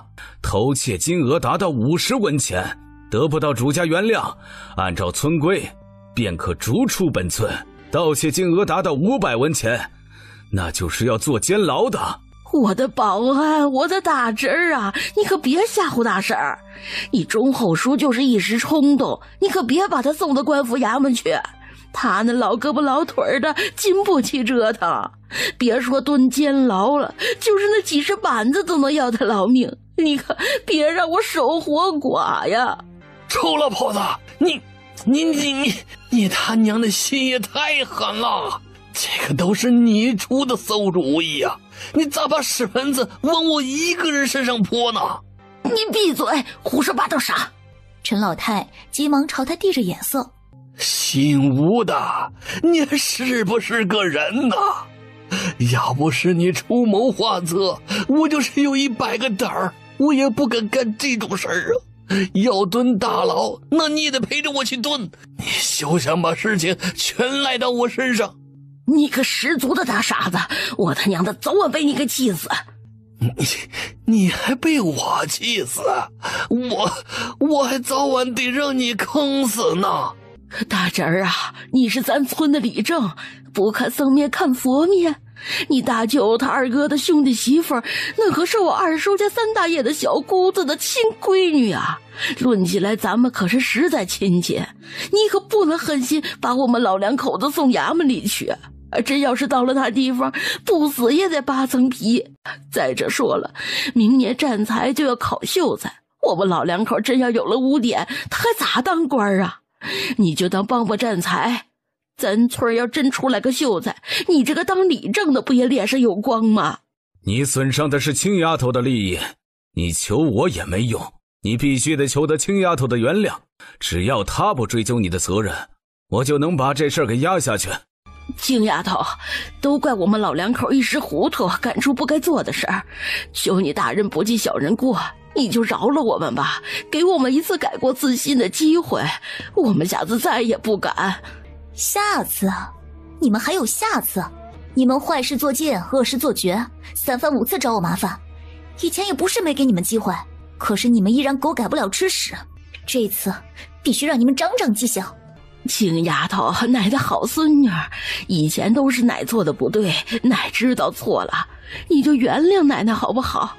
那断亲书、分家书都不作数，奶说过的混账话通通收回。以后啊，奶奶一定像疼爱若兰那样疼你。对，你奶奶说的没错，爷爷也会很疼你的。不需要，我有爹娘疼已经够了。至于你们，在我最困难、最需要你们的时候，你们已经放弃了。现在我家的日子蒸蒸日上，我不需要你们廉价的疼爱，收起你们那虚伪的面孔吧，还是好好的想想怎么和县官老爷招供吧。占山呐，我的儿啊，你可不能眼睁睁看着爹娘遭罪，不管我们呐。不管咋说，你也是娘10月怀胎生养的，娘就是没有功劳也有苦劳啊。你就看在爹娘养你一回的份上，赶紧帮我们说说好话，别让青丫的保官，行不行？早你们干啥去了？现在我也帮不了你们，你们就等着受罚吧。占山啊，虽说咱们断绝关系了，可归根结底我还是你娘啊。自从你离开老宅的那刻起，我这心疼病就没好过，不是惦记你吃不饱，就是担心你睡不好，还经常失眠。娘这身体啊，是一天不如一天。娘不指望你在跟前尽孝，可你也不能眼睁睁看着娘被送进监牢啊。陈占山低着头，若是眼睁睁地看他生他养他的爹娘坐牢，他心有不忍。但是闺女受的苦，他当爹的没有资格做主。要知道，刚被断亲的时候，一家人仅仅分到了小半袋的米糠。占山啊，你娘所言句句属实，她想你想的那是吃一口吐一口啊，想和你说说知心话，可你也不搭理她，也不给我们机会啊。我们老两口就商量着用偷砖的办法能引起你的注意呀，以此来拉近咱们之间的关系啊。我们也是被逼无奈呀。你们不要再装可怜了，今天就算是说出天花来，你们也必须去蹲大牢。青丫头啊，咱们有话好好说，别报官行不？我们真的知道错了，保证绝没有下次，你就饶了我们老两口吧。是啊，你就饶了我吧，就算再有人撺掇我也不干这缺德事儿了。你们可要记住今天说的话，再有下次，别说青丫头不会原谅，我也绝不会轻饶你们。青丫头，看在爹的面子上，这次就饶了他们。若是再有下次，爹绝不再多言。爹知道这么做让你很为难，这次算爹求你了，你就让爹再尽一次孝，行不？就当给二叔个面子。青丫头，我爹娘做的确实不对，理应送官严办，可谁让我这个儿子没本事赚不来大钱孝顺他们。你不看别的，就看在我和你二婶的面子上，你就饶了他们这次吧。是啊，青丫头，你饶了他们这次吧，我们家可不能出个蹲监牢的呀，真要是传扬出去，子孙后代都会被人戳脊梁骨啊。青丫头，要不这事儿到此为止，就别深究了。行，看在众人的份上，这次就饶了你们，希望你们能够长点脑子，再敢胡作非为，我绝不轻饶。好，我们记住了，保证以后再也不干这缺德事儿了。青丫头，你放心，这次我绝对痛改前非。以后我要是再找你麻烦，就让我老无所依，老无所养，无处可去。记住你的话，别到时候说嘴打嘴。屋子里的那些青砖，你们怎么拿过来的？怎么给我送回去？对，一会儿我们老两口子不睡觉，保证连夜给你放回原主。不过你们记住了，少一块都不行。你看你干的好事儿，少4块，你让我到哪儿弄去？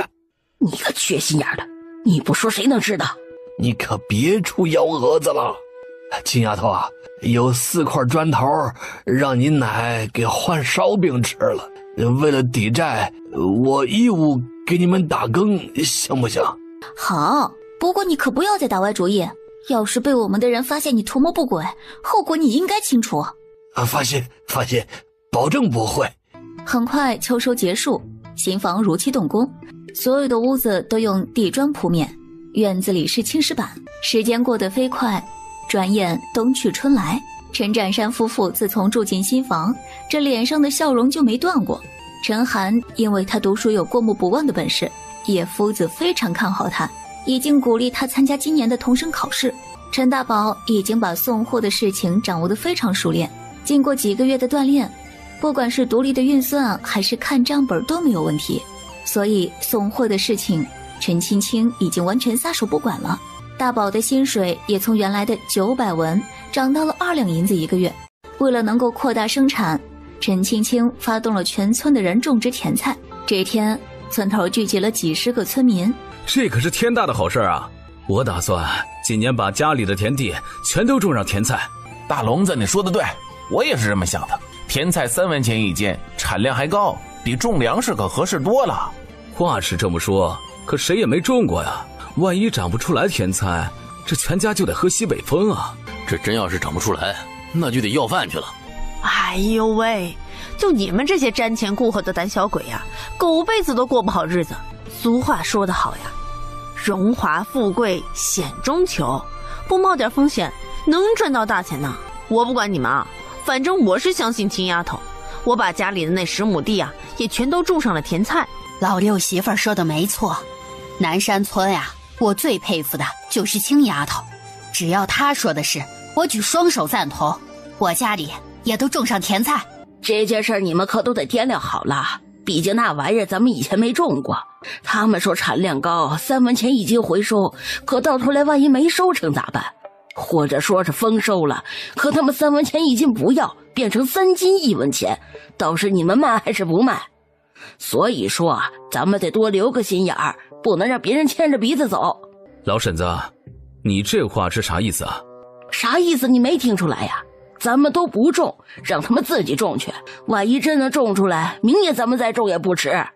哎呦喂，老婶子，不是我说你，你把人想的也太坏了吧。青丫头啊，不是那种反复无常还不靠谱的人。没错，青丫头有情有义，她是为了全村人能发家致富，你咋能把她说的如此小肚鸡肠啊？就是青丫头现在可是咱们整个清水镇响当当的人物啊，谁不知道她熬制的赤砂糖供不应求，她能为了那点小钱而坏了名声？反正我是100个相信青丫头。你们爱谁种谁种，反正我不种。老婶子，我们这帮泥腿子可跟你比不了。你家占才应该是院士了吧？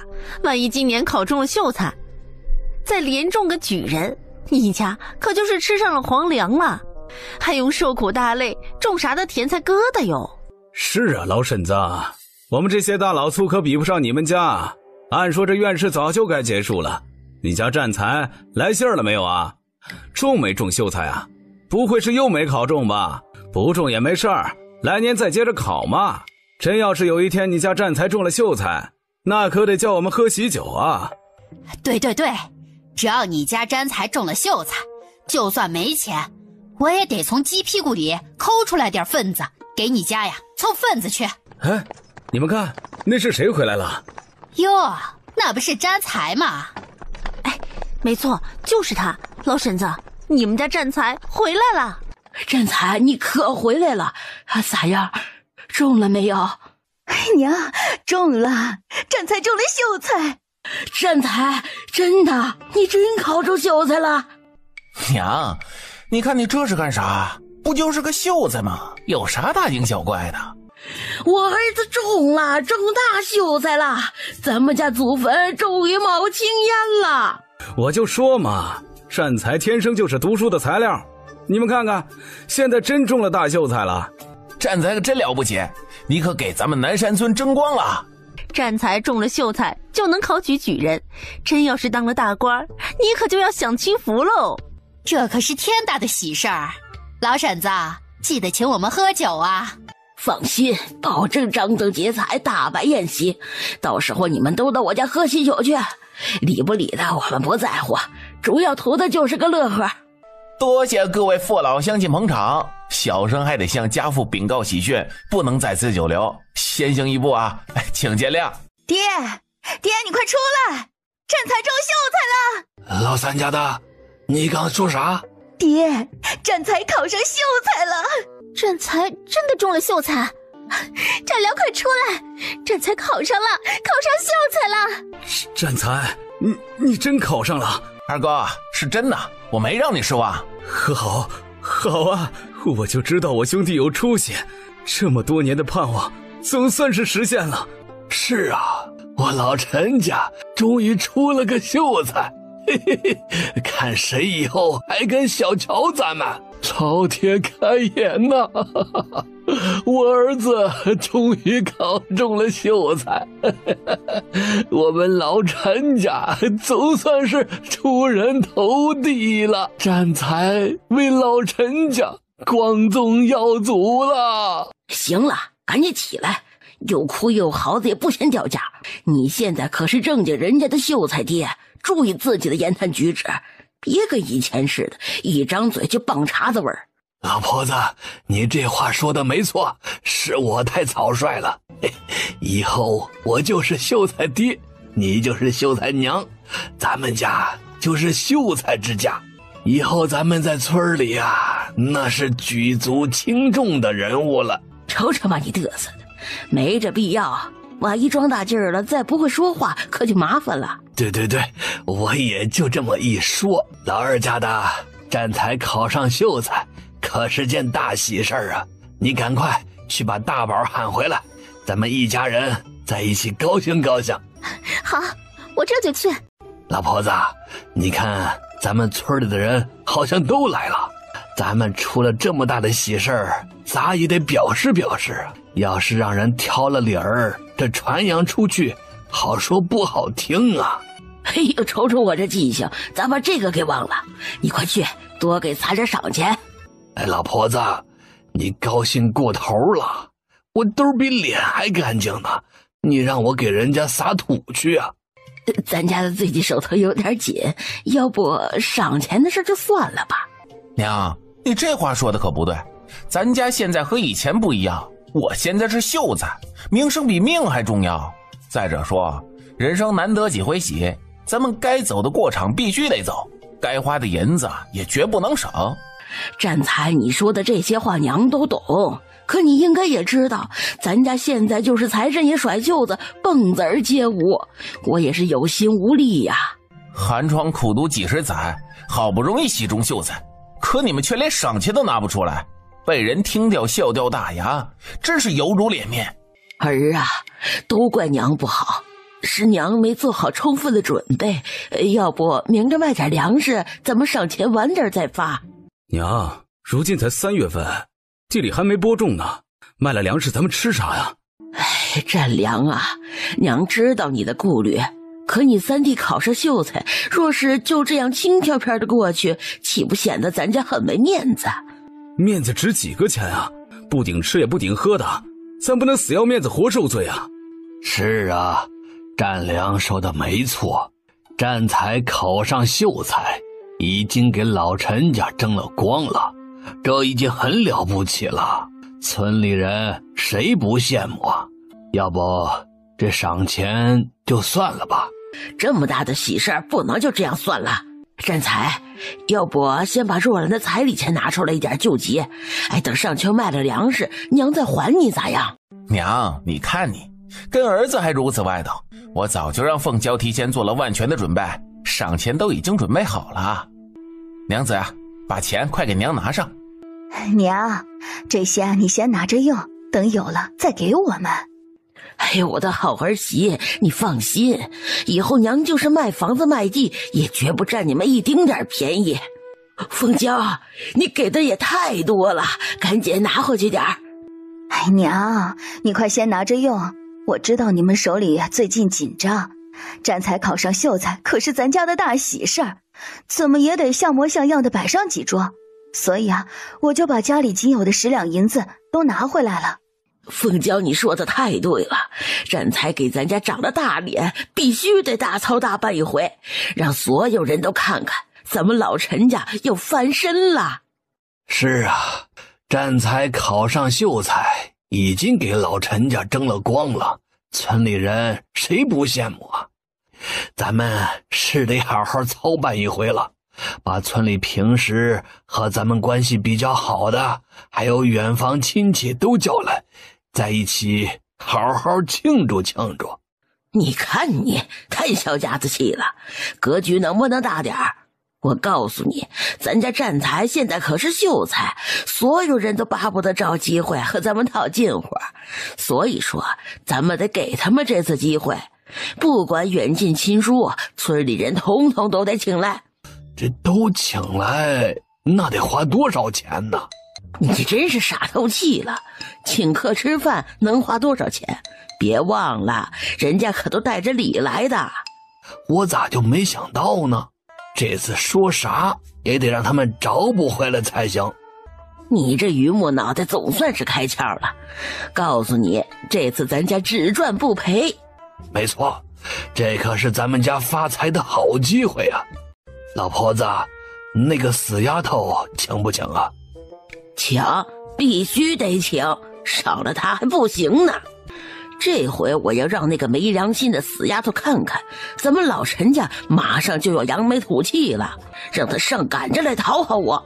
老婆子，你说的太对了，就那死丫头太不是东西了，这次必须得好好的羞辱他们一番才行。咱家占才考中了秀才，那可是咱整个南山村的荣誉，他李正脸上也有光。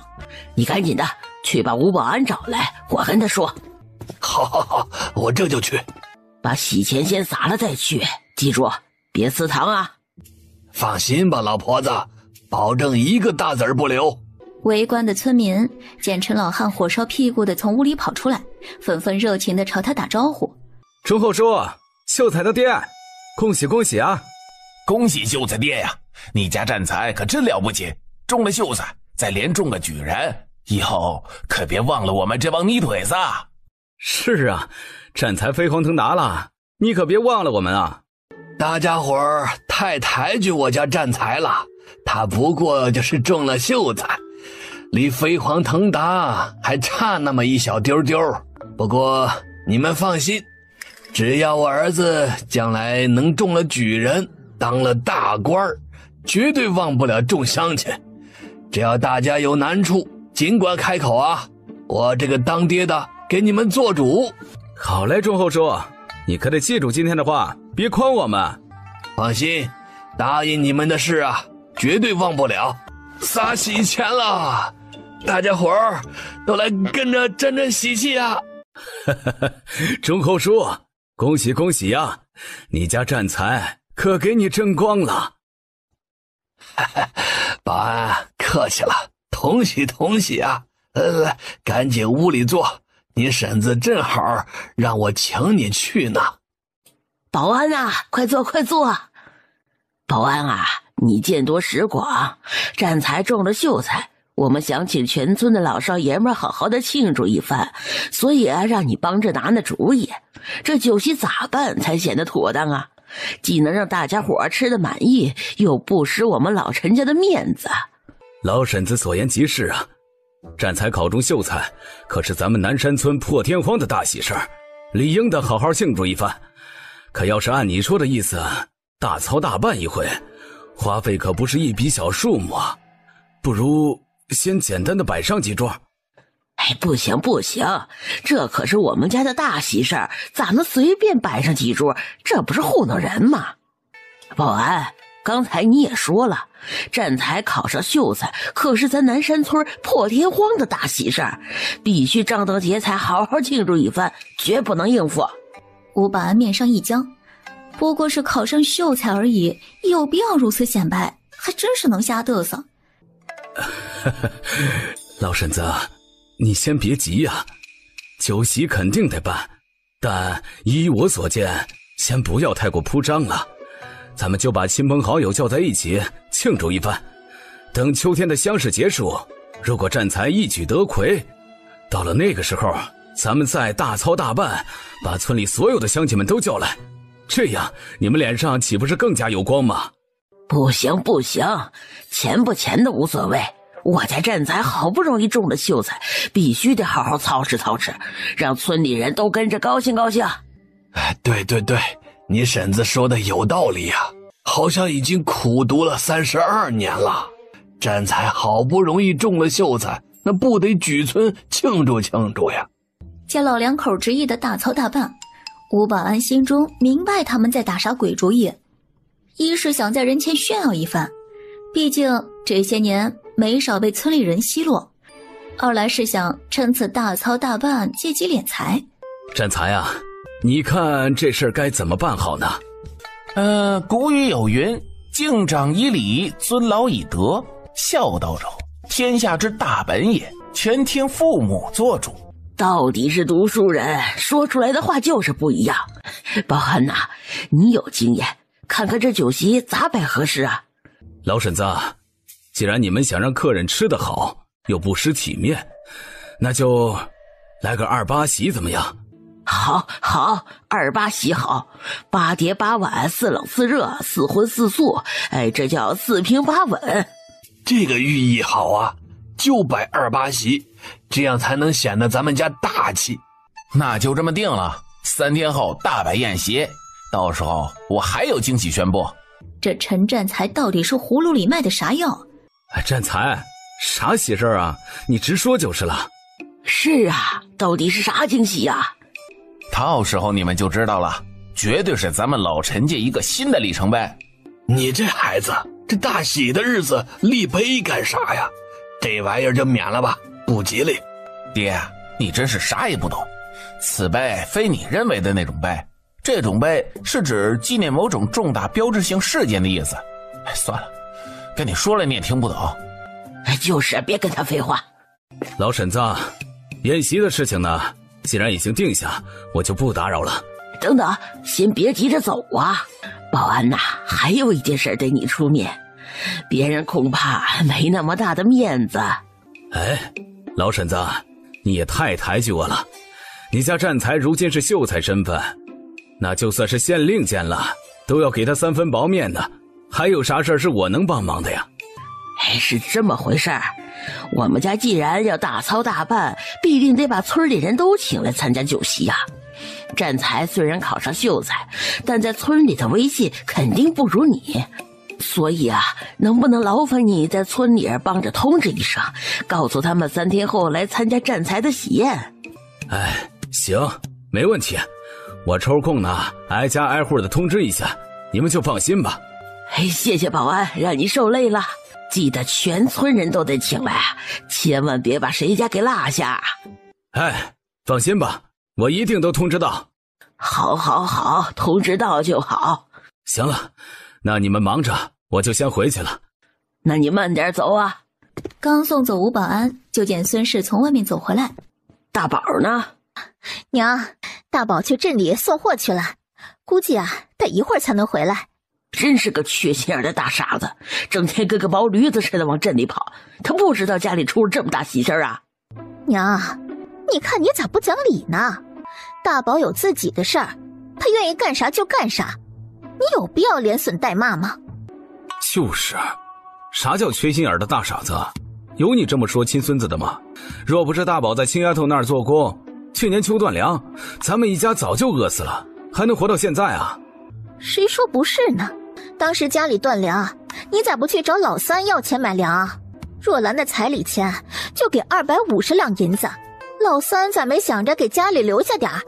老话说得好，远的香近的臭，会做的不如会说的，会说的不如会装的。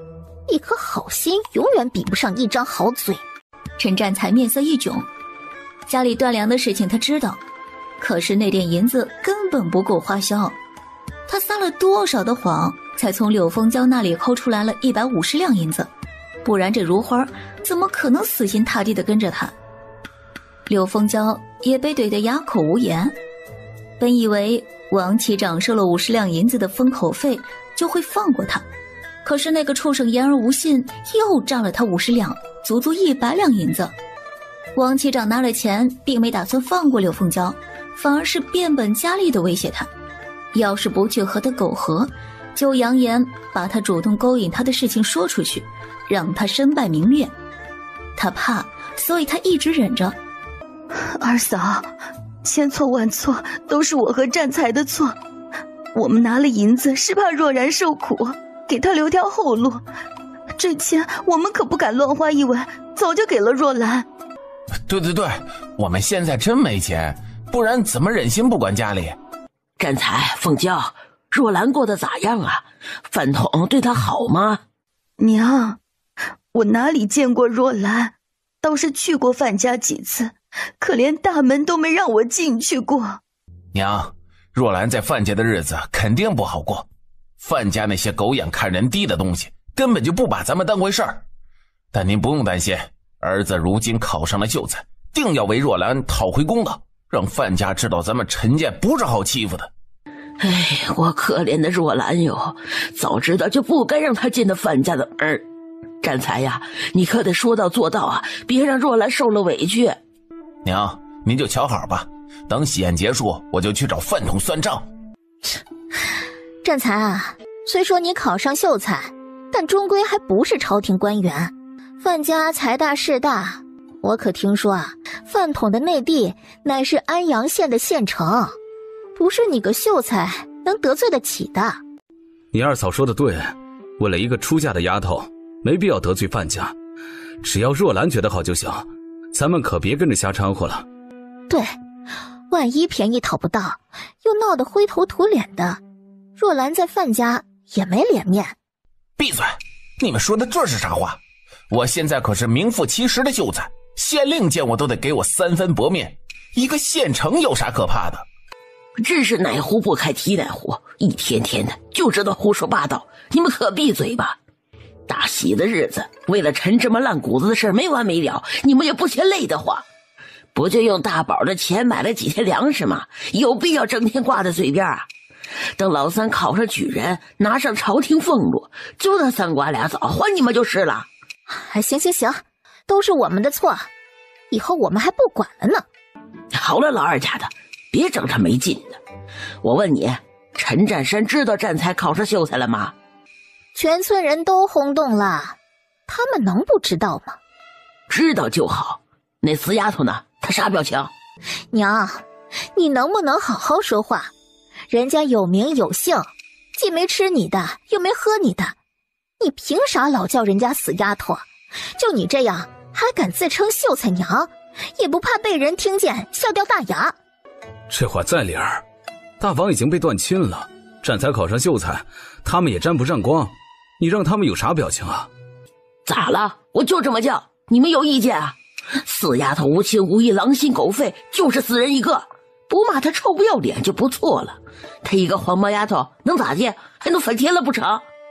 孙氏无语，转头不再搭理他，转身出了屋。陈占良也紧随其后。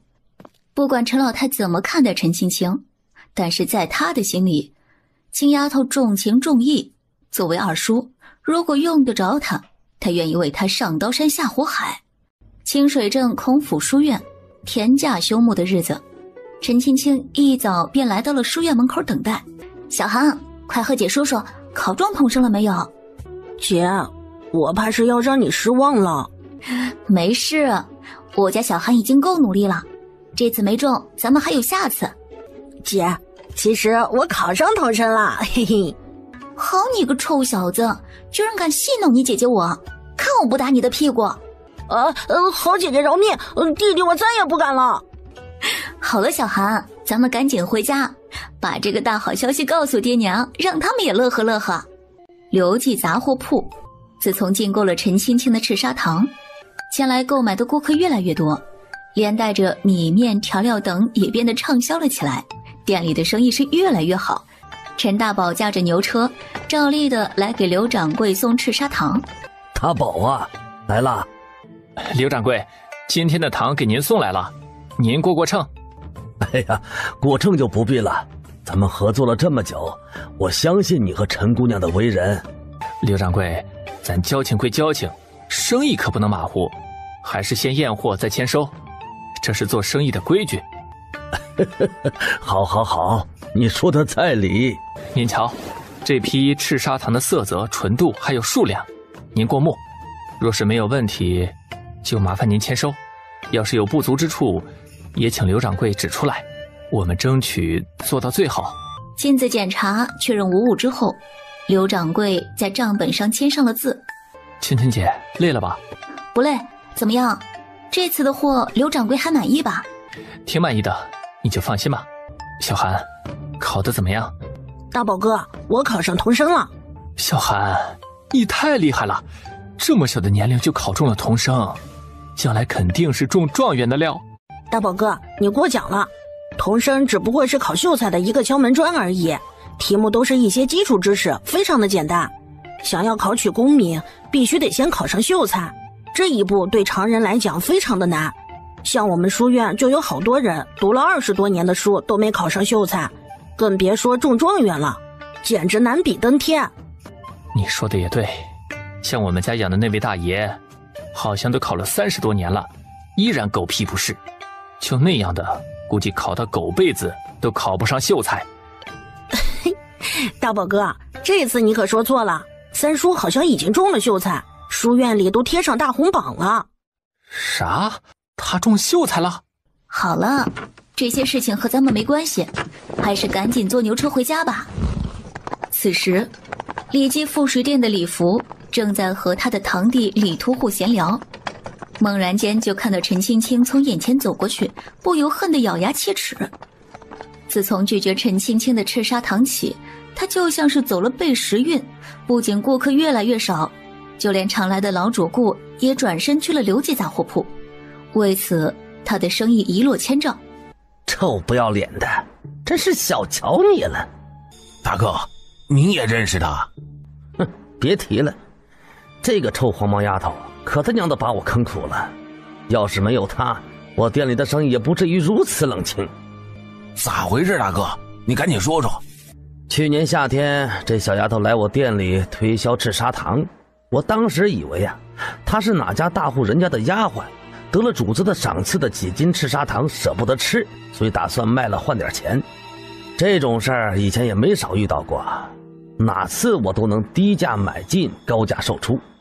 可那次却看走了眼呐，死丫头转身就去了刘记杂货铺。我本来呢也没当回事儿，就那几斤糖，刘记杂货铺根本影响不了我的生意。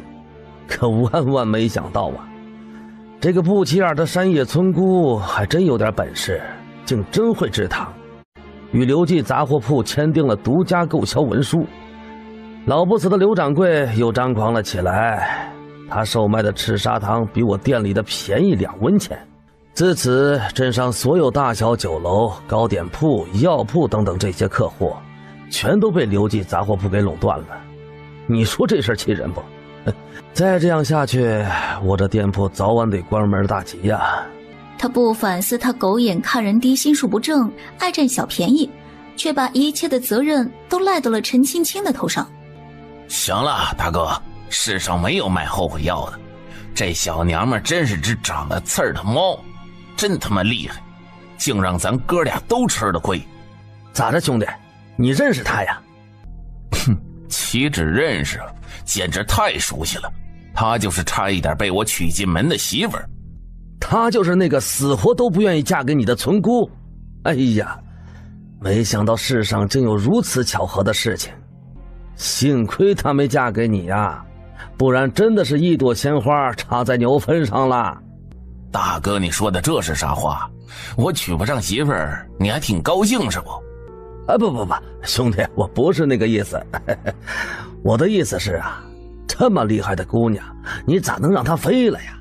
哎，一开始说的好好的，眼瞅着就要娶过门，谁知道她死活就是不嫁，害得我现在还光棍子睡凉炕，连个暖被窝的娘们都没有，想想我就来气。你可是堂堂太平桥一霸，竟连一个山野村姑都对付不了，这要是传扬出去，可有损你的威名啊！别提了，大哥，当时我都想霸王硬上弓，可是他有断亲文书。咋还出来个断亲文书啊？到底咋回事啊？哎，别提了，要怪只能怪那个陈家的臭老婆子，也就是这姑娘的亲奶奶，那可是个纯种的大傻蛋一个。彩礼他收了，也同意把他孙女嫁给我，可这姑娘是个烈性子，听说要嫁给我，说啥也不同意。那死老婆子是真狠呐，抡起棍子就给他干懵了，还威胁他不同意嫁给我就要断亲。那丫头都没带犹豫的，当即就同意了。让你说，死老婆子的脑瓜子是不是让驴踢了？就这么一闹，我这门亲事算是彻底黄汤了。要我说，这事儿你不能就这么算了。既然他奶奶悔婚，你就应该闹他个天翻地覆的，不给你说法，你就赖在他家不走。那老婆子不得好吃好喝的伺候你？那老棺材瓤子都快入土了，根本不值得我跟他一般见识。不过话又说回来呀，这个姓陈的丫头确实有点手段。听说他们家年前新盖了一处3进院的大宅子，他这得赚多少钱呢？李掌柜嫉妒的眼睛都红了，心里头那股妒火是蹭蹭蹭的往外冒。赚老鼻子钱了！我听说赤砂堂可是一本万利的买卖。那个常给我家干活的老王头说，一个南方的客商每隔20天就会运一批甜菜过来，卖给姓陈的才3文钱一斤。那丫头转手制成赤砂糖就卖85文钱一斤啊！就他这利润，他能不发财吗？他发财我也认了，毕竟制糖是他独家发明的。可我就是不服啊！刘记杂货铺凭啥要把我比下去？你是不知道啊，自从去年到现在，刘记不但扩大了铺面，又接连开了好几家商铺，真是张狂至极呀！大哥，俗话说同行是冤家，既然刘记那个老家伙挡了你的财路，不如咱们就给他来阴的，弄死他得了。这样太冒险了，兄弟，你可别小瞧刘记那帮老帮菜呀！听说他二妹夫好像是个当差的，真要是弄出命案来，首先就得怀疑到我头上。哎，还是稳妥点比较好。既然你不同意，那就等着关门大吉吧。兄弟，你真想帮哥哥出这口恶气？你看看你，咱兄弟啥时候说过空话？我最注重的就是江湖义气，只要哥哥瞧得起兄弟，上刀山下火海，在所不辞。哼哼，好，有你这句话那就好办了。大哥，你就说咋帮你吧，是砍掉刘记掌柜的一条胳膊，还是卸他一条大腿？我保证明天一早给你送过来。没必要打打杀杀，只要断了他的财路，咱们自然就达到了目的。哥，你啥意思啊？说明白点。只要咱们想办法和姓陈的丫头成为合作伙伴，成为赤砂堂的售卖商，那我的危机便能迎刃而解。你想的是挺好，可他能答应吗？嗨，正因为他不可能答应，所以我才想请你帮这个忙嘛。难道你的意思是想让我宰了那个姓陈的丫头片子不成？杀人的事儿我绝对不让你干，我是想让你给我撑撑场面。过几天呢，我要专程去趟南山村，当面和他协商此事。他要是识趣儿，咱们也就不强人所难。可他要是真的生了一副贱骨头，那咱们就虚张声势，威胁恐吓，不信他不害怕。原来你是这个意思。回想起上次被揍的情景，他的心里有一些发怵，胸口疼了好长时间，这才养好。大哥，这个忙兄弟好像帮不上你了，我怕去了也白去。兄弟说的哪里话呀？就凭你这长相，狗见了吓得都哆嗦，更何况那些没见过世面的泥腿子了，绝对不会白去的。不是大哥，你不知道这里面有好多事儿呢。啥意思？你这是不想帮忙了？咱们可是实在亲戚呀，不带拉屎往回坐的啊！我告诉你李三儿，要是没我这个当大哥的帮衬你，主动给你5两银子开铺子，你能有今天？刚还要打要杀替我出头啊，可说到正事上就推三阻四的，你真把我当成250了？哎呦，我的亲哥呀，你这是想哪儿去了？实话跟你说吧，不是我不想去，是那个小娘们儿身边有个缺心眼的大傻子。别看他傻，可他身手却很厉害，我吃过他的亏，所以才会有这种顾虑。一个傻子，你怕他干啥？大哥，我不是怕他，那傻小子真会功夫，2个3个我这样的加起来，估计都不是他的对手。兄弟，不是哥哥说你哪儿都好，就是不爱动脑子。你就不会多带些兄弟去呀？俗话说，双拳难敌4手，饿虎还怕群狼呢。就算是那傻子真有2下子，咱们人多势众，谅他也不敢胡来。大哥，你说的没错，可我认识那帮兄弟，就是一群混吃混喝的街溜子，平时吃吃喝喝咋着都行，可找他们办点事儿，费他娘的老劲了，不破费点银子，怕是没人愿意给我捧场。要找10多个人去给咱哥俩出气，连吃带喝，少说也得几十两银子的花销。你也知道，兄弟我就是个卖猪肉的，哪有闲钱去报仇，所以才不得不忍些心头的恶气。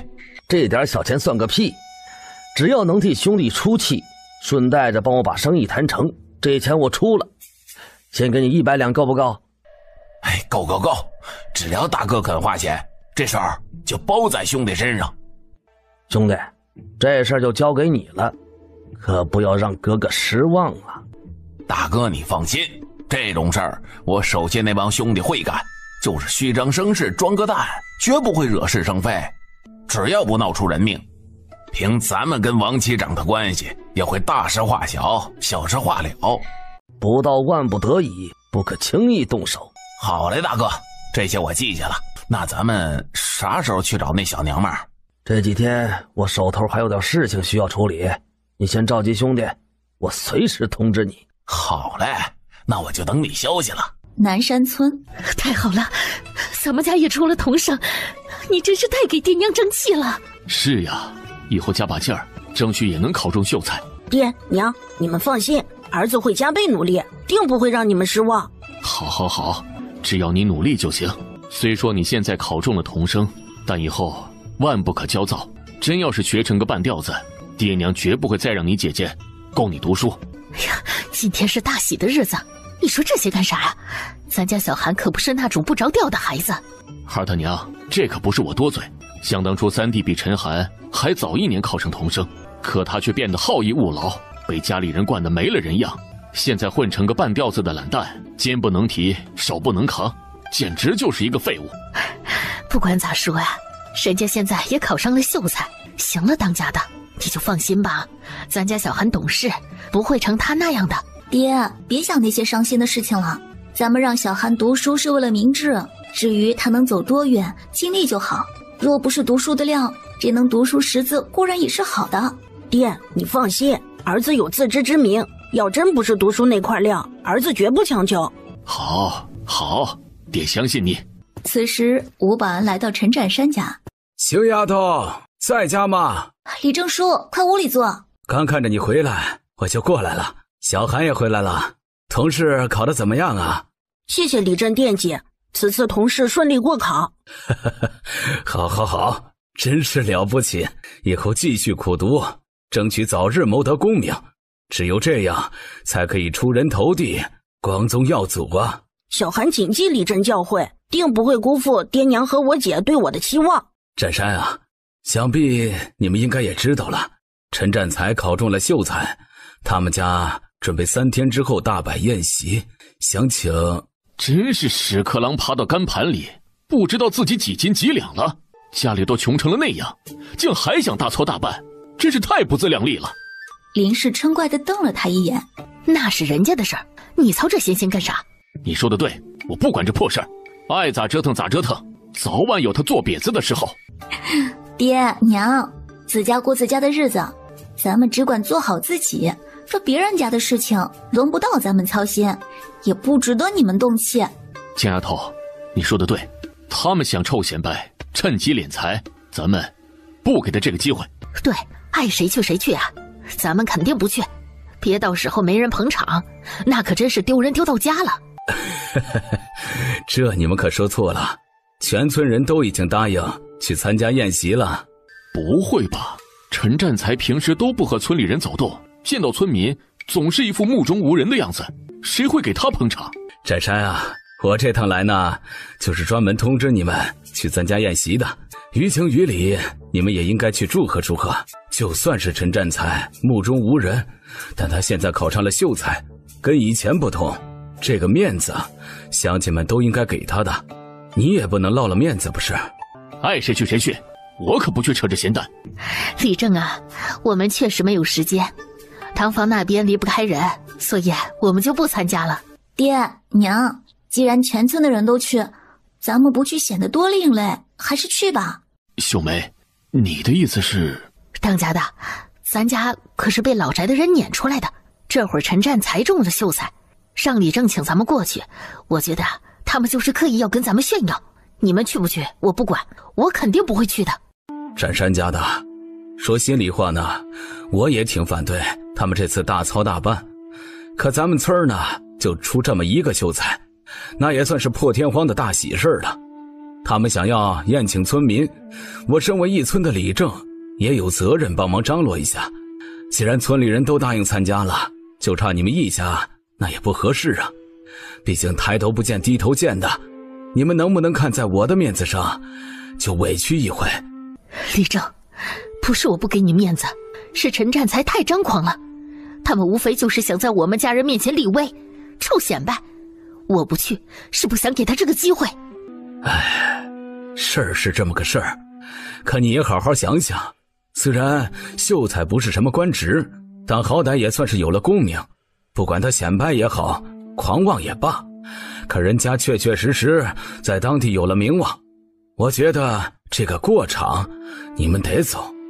娘，就听李正说的，咱们去走个过场，他爱显摆就让他显摆去呗。可是青丫头，爹，都是乡里乡亲的，咱们就去吧。好吧，我听你的。好好好，那就这么说定了啊，我就先回去了。青丫头啊，隔壁院子那些人就是倒瓢的冬瓜，满肚子都是坏水，咱们还是敬而远之，别凑热闹的好。是啊，青丫头，你娘说的对，如今那陈占才屎壳郎变知了，一步登了天，定会张狂之极，看了都让人恶心，咱们还是别去了。爹娘，你们说的确实如此，可咱们就是再不想去，也得给李正一个面子。要是再拒绝，好像倒显得咱们太小家子气了。陈占山想想也是，也就不再反对了。转眼便到了宴请之日。占才、凤娇啊，你们俩准备的咋样了？前来祝贺的乡亲们该来了，咱们得赶紧到外边等着招呼客人。娘，先不着急，让那帮泥腿子来参加我考上秀才的喜宴，就是高抬他们，就先让他们站在外边等着吧。哎，我还说的在理，你们俩就先忙着，我去厨房看看帮忙做饭的那些人，万一他们偷吃，咱们可亏大了。娘，你回来，不是有我爹在那儿吗？你还去干啥？是啊，娘，有我爹在，你就放心吧。就你爹那死德性能干啥？他简直就是饿死鬼托生的，从昨天到现在嘴就没闲着，不是抓把花生豆吃，就是拿个萝卜啃，再不就是悄悄的摸个烧饼。我要是不防贼似的把烧饼锁进柜子里，估计那些烧饼都被他吃光了。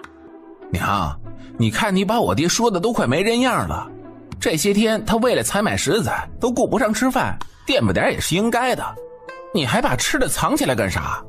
你不知道啊，我一共买了50个烧饼，刚才我数了数，还是38个。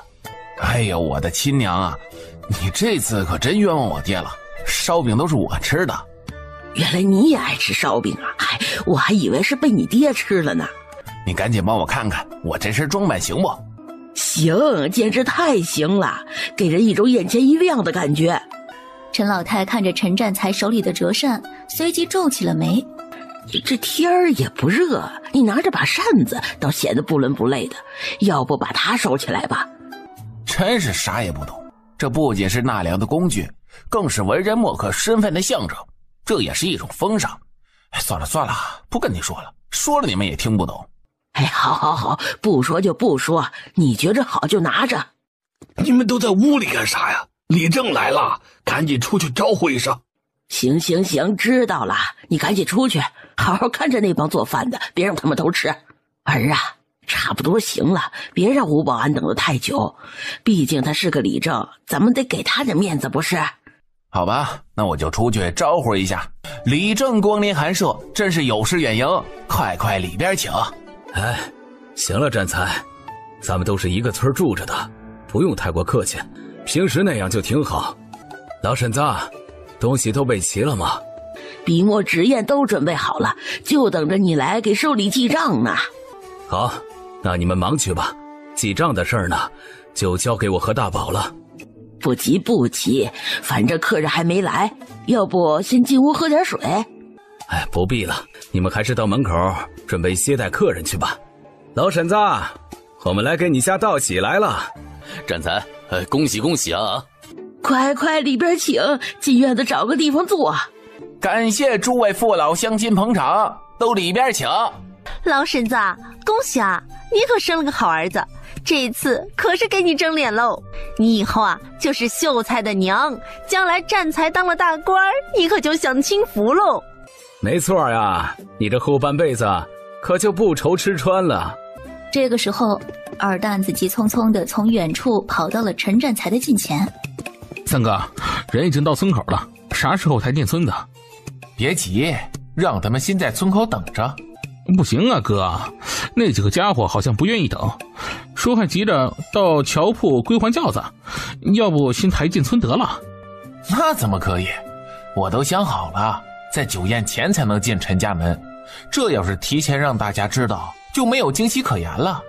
陈占才随手从衣兜里掏出几十文钱，把这些钱散给他们，让他们没我的吩咐不可轻举妄动。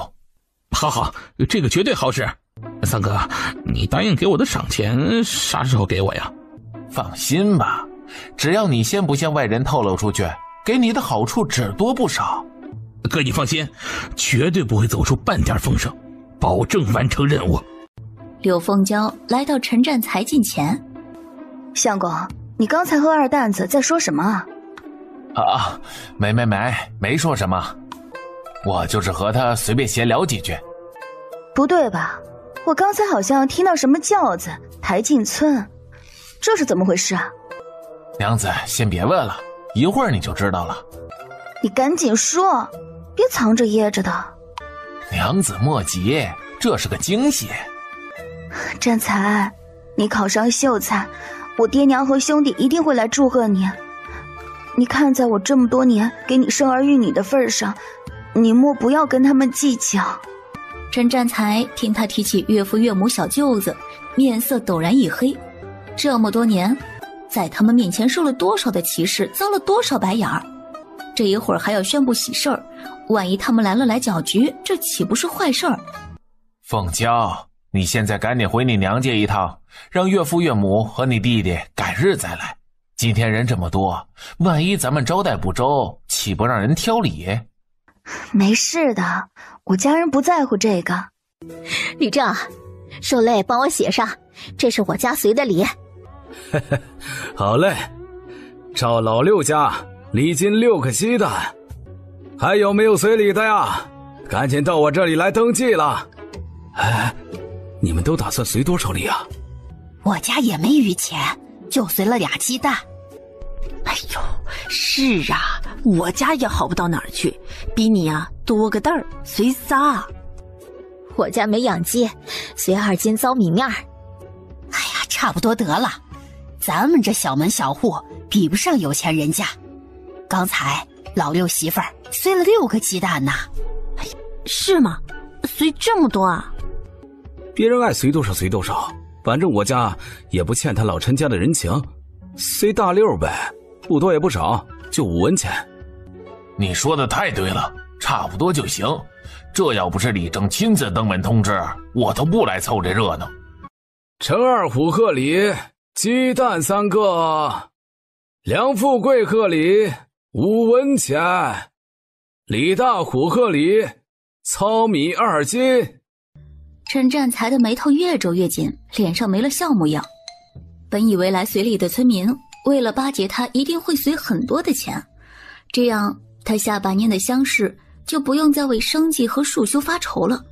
娘，今日可是我大喜的日子，他们竟如此礼轻，明摆着就是没看得起我呀。儿啊，这你可说错了。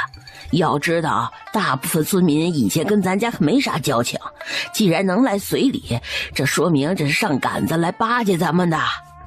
你可真够知足的，你看看那些人随的都是些啥玩意儿，要么2鸡蛋，要么2斤糙米，哪有这么办事的？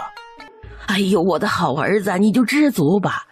那个小杰是媳妇家里穷的4口人轮流穿1条裤子，一年到头吃不上1顿饱饭，他能随2鸡蛋，你想想这给咱家多大面子了。估计2鸡蛋都快捂臭了。哼，本以为能多收点礼金，看这架势能弄回本钱也就不错了。放心吧儿子，娘保证只赚不赔。他们这哪是随礼，明摆着是在打发要饭花子，根本就没瞧得起我，不然不会这么办事儿。年前大房一家乔迁新居，他们不可能这家拿2鸡蛋，那家拿2斤米，我可听说全村人都去了，那场面可是相当大的。儿啊，你这个礼是真挑不着。年前死丫头搬家，村民们虽然都去了，可他却没收大家1文钱礼金，反而让大伙敞开了肚皮随便吃。你说的是真的？娘骗你干啥？当时我也去了，打算随2个鸡蛋，可人家根本就没收礼，害得我浑身臭鸡蛋味儿。你快看谁来了！就见陈占山一家人从大门外走进来。这几个无情无义的东西，竟还有脸来参加我的喜宴，真是趋炎附势的小人也。话可不能这么说，咱们这次可全靠这死丫头挣钱呐。你这话什么意思啊？死丫头现在可是耗子咬住猫尾巴，厉害的要命，银子让她赚老鼻子了，她不得上赶着来巴结讨好咱们，礼金岂能少随？娘，你说她能随咱们多少银子啊？我觉得她最少也得随5两银子，要是稍微再大方点，50两银子也有可能。就他们以前做那些丧良心的事儿太过分了，就是随500两银子，我都不带原谅他们的。没错，这帮狼心狗肺的兔崽子，随再多的礼也难撇过心头这口恶气。行了，娘，大喜的日子别动气，你赶紧上前招呼一下。好好。哎呦，占山、秀梅，你们来了，快里边坐。陈占山和林氏2个人冷淡疏离的朝陈老太点点头，算是打个招呼。青丫头来了，赶紧先去写账，酒席一会儿就开始。陈青青斜了他一眼，也没理会，径直来到吴保安的近前，把手里的盒子放在桌案上。李正叔，劳烦帮我记一下，写我爹的名字。好好好，你们打算随多少礼金呢？既是集体之喜，这礼金岂不是显得太俗气了？这个礼物好，有寓意。就这破玩意儿能值几个钱？陈占才当看到桌案上的笔墨纸砚，他不由得泄了气。本以为陈青青能够随个几10两银子的礼金，只要有了钱，他就能搬回镇里继续胡吃海造。这套文房4宝看似普通，却是大明朝最好的笔墨纸砚，出自御笔阁。这一套足足花了他100两银子。这文房4宝虽不值钱，但却寓意着笔耕不辍，学业有成，这岂是金钱能够衡量的？老婶子，大喜的日子，你刚才说的那是啥话呀？什么叫能值几个钱？我觉得青丫头这礼物送得非常好，有些东西那可不是靠钱多钱少来衡量的。再好又能好到哪儿去啊？也不能当饭吃。我家文房4宝多的是，不缺这玩意儿。青丫头若不是真心实意随礼，还是拿回去给陈寒用吧。既然秀才老爷没看上我的礼物，那我就换一件。说着，他从口袋里掏出提前准备好的2罐铜钱，递给吴保安。陈占山贺礼，2罐铜钱。2罐铜钱也就是2两银子。陈老太顿时眉开眼笑。好好好，里面请，一会儿就开席，你们多吃点儿。小韩，秀才老爷看不上文房四宝，这套玉笔阁的限量版的文房四宝就归你了。姐，谢谢你。秀才老爷，承蒙抬爱，让我捡了这么大便宜，陈寒在此谢过。俺怪自己真是瞎了眼，还真是光屁股看天，有眼无珠。那可是玉笔阁限量版的文房四宝，读书人梦寐以求都想拥有一套。此时的他后悔的要命。占才，你咋了？娘，那套文房四宝可值钱了，最少能值70、80两银子，我真是有眼不识金镶玉啊！哎呀，那破玩意这么值钱吗？这叫啥事儿啊？就在场面有一些尴尬的时候，贵婿，我的好贵婿，嘿嘿，岳丈看你来啦！哟，这些人是干啥的？你没听见那老头喊啥呀？前面那老头就是陈占才的老丈人刘大山。哎呦，我还是头一次见呢。听人说啊，这个老头人性不咋地呀。没错，我有个亲戚就是他们村的，听说这老头可不是东西了，跟陈家这个老两口子德行差不多，满肚子坏水不说，还瞧不起人。这真是龙找龙，虾找虾呀，乌龟找王八，恶人凑到一块儿去了。哎呦喂，我当是谁呢？这不是亲家公亲家母吗？是哪阵江风把你们给吹来了？老嫂子，恭喜恭喜！我是刚得到消息，听说我贵婿一举得中，嘿嘿，就带着全家给我女婿祝贺来啦。可不咋的，我们一大家子一早就起来赶路，幸好半路上遇上个赶车的熟人，要不就赶不上我姑爷的喜宴了。同喜同喜，你看你们来就来呗，还带啥东西呀？哎呀，应该的应该的，我女婿这些年刻苦攻读，实属不易，如今得中秀才，我这当岳丈的也不知道送些啥合适，只知道他爱吃肉，所以呢特意割了2斤后臀尖儿给占才补补身子。好好好，我替我们家占才谢谢你了。相公，以前我爹娘他们做的确实过分，可不管咋说，他们也是来给你祝贺的，你就看在我的面子上过去招呼一下，行吗？哼，娘子哪里的话，岳丈大人那样对我是恨铁不成钢。正所谓不是一家人不进一家门，进了一家门就是一家人。身为晚辈，岂有和长辈计较的道理？岳父岳母大人在上，请受小婿一拜。哎，嘿嘿，好姑爷，快快免礼。哎呀，我的好女婿，你可真给我们争脸了，将来金榜题名可别忘了我这个丈母娘啊，我把刘宝、柳根都带来给你道喜了。哎呀，赶紧的给你们姐夫道喜。恭喜姐夫一举得中，将来肯定是位高权重，以后发达了可别忘了你亲小舅子啊。姐夫，恭喜恭喜啊，你真了不起啊，这以后可别忘了我们啊。哼，放心，我陈占才有情有义，讲究的是受人滴水恩，定当涌泉报。就你们对我的好，那是永生不忘，你们就等着跟我沾光吧。哎呀，姐夫，你看你，以前我们哥几个那都跟你闹着玩呢，你咋还记仇呢你？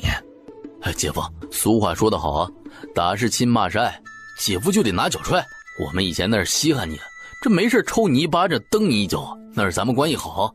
可刚才听你这话的意思，这好像要跟我们秋后算账。姐夫，这可就是你的不对了。以前我们兄弟下手是狠了点儿，那也是事出有因嘛。现在我们主动来和你示好，为的就是让你不计前嫌嘛。怎么着，中了秀才还给我们装上了是吧？你们真是有辱斯文，不孝的东西！你们仨咋跟你们姐夫说话呢？你们姐夫现在是秀才，知道啥是秀才不？县官老爷见了都得给面子，你们算哪根葱啊？啊，在这耀武扬威的！真是烂泥扶不上墙的一群废物！后边一边待着去，别在这给我丢人现眼！好姑爷，他们年纪小，还是孩子，你消消气儿啊，别跟他们一般见识。他们都当爹了，你还说他们是孩子？古语有云，养子不教父之过。岳父要是再视而不见，任由他们胡作非为，将来必然惹祸上身，免不了牢狱之灾。是，姑爷所言极是。以后我一定严加管束。以后姑爷发达了，千万记得要提携一下他们呐。岳丈，不是小旭说你，这么大岁数的人了，应该通透才对，你咋越来越糊涂了呢？俗话说得好，竖不起来的猪肠子，扶不起来的恶斗，死猪死得好好的，你非要去拿开水烫他。岳父大人让你说，朽木岂能雕成材？你这不是强人所难吗？姑爷说的是，这驴粪蛋子还有发烧的时候，万一他们哪天学好了也说不准，到时还望贤婿多多抬爱呀。俗话说，没有好种长不出好苗，没有好葫芦锯不出好瓢。岳父大人就别指望了。贤婿，以前是岳父我有眼无珠，你三个内地不懂事儿，你可千万别往心里去啊。岳父在这里给你赔礼了。爹，都是一家人，说这话就生分了。战才如今有了出息，也是柳家的福气。你放心，战才就是刀子嘴豆腐心，发泄发泄不满，你们别往心里去，他以后会管三个弟弟的。好，这么说我就放心了。亲家公真是稀客呀，好几年没见，你还活着呢。哎呦，我的老哥哥，你还健在，我哪能走你前边呢？亲家母也来了，别在这儿站着了，赶紧找地方坐下，一会儿就开席。亲家只管去忙，不用管我们。爹，你看陈占才那个嚣张样，咱们为啥要受这窝囊气呀？揍他一顿得了。就是啊，考个破秀才有啥了不起的？抽把他嘚瑟的，快找不着北了都。那懂个屁，都给我老实点，别给我惹事啊。虽说他陈占才现在是个秀才，可他前途无量，以后真要是走了狗屎运，中个举人，那他就是官老爷。咱们有了这门亲戚，以后不得横着走啊。你爹说的对，现在忍着，以后才能跟着沾光，跟着过好日子。那咱们马上开席。娘，你先等等。众乡亲先别急啊，陈某人要在酒席开席前当众宣布一件大喜事儿，请在场的全村父老帮着做个见证。秀才老爷，有啥喜事赶紧说呀，这要是再不开席啊，我们可把桌子砍了啊。别急，马上就好。花轿来喽！儿啊，这咋回事？咋还来个喜轿啊？娘，你就别问了，马上你就知道咋回事了。妈呀，是个新娘子！陈占才这是梅开二度，又娶了房媳妇儿啊！相公，这就是你口中所谓的惊喜？对，惊不惊喜，意不意外？我惊喜你个头啊！你个没良心的！我为了你能考取功名，这些年给你生儿育女，就跟伺候祖宗似的伺候你。没想到你刚有所成就，便想娶小老婆。你给我住口！我陈占才现在可是个秀才，娶个二房怎么了？再敢多说一句，别怪我休书一封，将你逐出陈家的大门，让你后悔终身。相公莫要生气，我真是太激动了，没有责怪你的意思。哼，谅你也不敢反对。娘子，请下轿。走，跟我去打死这个臭不要脸的，给你们大姐出气。都给我老实点，别他娘的惹是生非。爹，这陈占才太不是东西了，竟然还娶了个小老婆，这不是找挨揍吗？爹，人家都骑咱脖子上拉屎了，你还能忍得住？这放在以前，别说我们不能饶他，你早就冲上去揍他了。这陈占才也太能装蛋了，吃着碗里的，还看着锅里的。他长这个腰子了吗？要我看呢，咱们就去揍他一顿，看他老实不。你们真没脑子，我都说了多少遍了，陈占才不是以前的窝囊废了，现在人家是有身份有威望的大秀才。不是咱们这样的泥腿子能得罪得起的。真要是把他给惹急眼，咱们都吃不了兜着走。爹，那咱们就不吱声，缩着脖子当王吧。咽不下这口气儿也得咽，我们要以大局为重。二三娘，俗话说一人得道鸡犬升天，为了咱们以后都能跟着沾光，你可不能跟着添乱呐。那岂不委屈了咱闺女啊？嫁出去的闺女泼出去的水，你管她干啥？有本事的男人三妻四妾是很正常的事情，如果咱们女儿连这个都接受不了，那她以后还怎么过日子呀？你们男人都是一个臭德行。占才，这咋回事啊？是啊，儿子，这是谁家要娶媳妇儿，咋送咱们家门口了？爹娘，这是儿子给你们新娶回来的儿媳妇儿啊。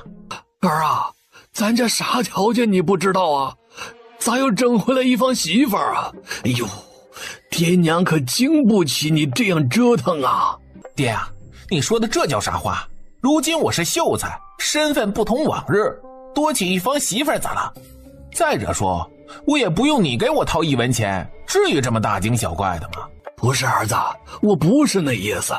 你看你这孩子，这么大的喜事儿，咋不提前和我们商量一下呢？也好让我们有个心理准备，不是吗？我这不是就是趁此机会给你们个惊喜吗？哎呦，我的好儿子，你太有本事了！今又给娘娶回来个儿媳妇儿，真给咱老陈家长脸！快让我看看我新儿媳长啥样！娘，我就是你新过门的儿媳妇儿如花。娘，新娘子好丑，我害怕。别怕，有娘在呢。我的天哪，这新娘子，嘿，长得太爷们儿了吧？是呗，这白家这么好听的名字，还如花，这我看叫大冬瓜还差不多。可不是咋的，刚才我还羡慕人家呢，可现在呀，我有点反胃了，这咋能下去手的呀？儿啊，你说这是谁？娘，你看你这是干啥？咋还激动的糊涂了？她是你的新儿媳妇儿如花呀。这就是你给我的惊喜，分明是惊吓。我的好儿子，你想娶个小妾娘不反对，可你娶个差不多的呀。这么难看的丑婆娘你弄回来干啥？你这是吓死几口子吗？娘，你咋以貌取人呢？虽然如花看起来外表粗犷，但她身上有一种令人为之倾倒的魅力。算了，给你说这些你也不懂，反正我就是喜欢她。儿啊，可这姑娘长得确实不咋地啊，咱可不能头脑一热啊！听娘的，快把这姑娘送走吧。如花是我从春风楼里赎出来的，你让我往哪儿送？赎出来的？在哪儿赎出来的？娘，你听哪儿去了？我是说如花无亲无故，自小在她叔家长大。既然我已经把她娶进门，这里就是她家。儿啊，我不管如花有啥魅力，为了你将来不后悔，我这个当娘的必须阻止这门婚事。行了娘，你还有完没完？萝卜青菜各有所爱，我就看如花貌若天仙，我就喜欢她这样的，你就别再瞎操心了，行不？这咋能说你娘是瞎操心呢？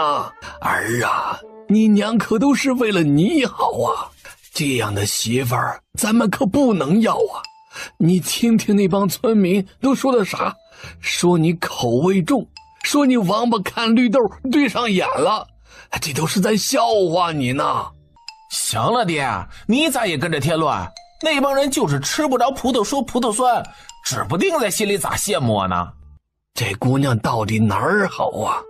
你咋就娶回这么个男不男女不女的玩意儿啊？爹，你说话咋这难听？俗话说人不可貌相，海水不可斗量。你别傻站着了，赶紧去和儿媳妇打个招呼吧。好闺女，以后啊，你就是我们老陈家的儿媳妇了。谢谢娘，我以后一定好好孝敬您。您要是老得不能动了，我就给您洗衣服做饭；您要是瘫在床上了，我就给您端屎倒尿；您要是……行，赶紧打住！如花，你别说了，再说可把我这老骨头送走了。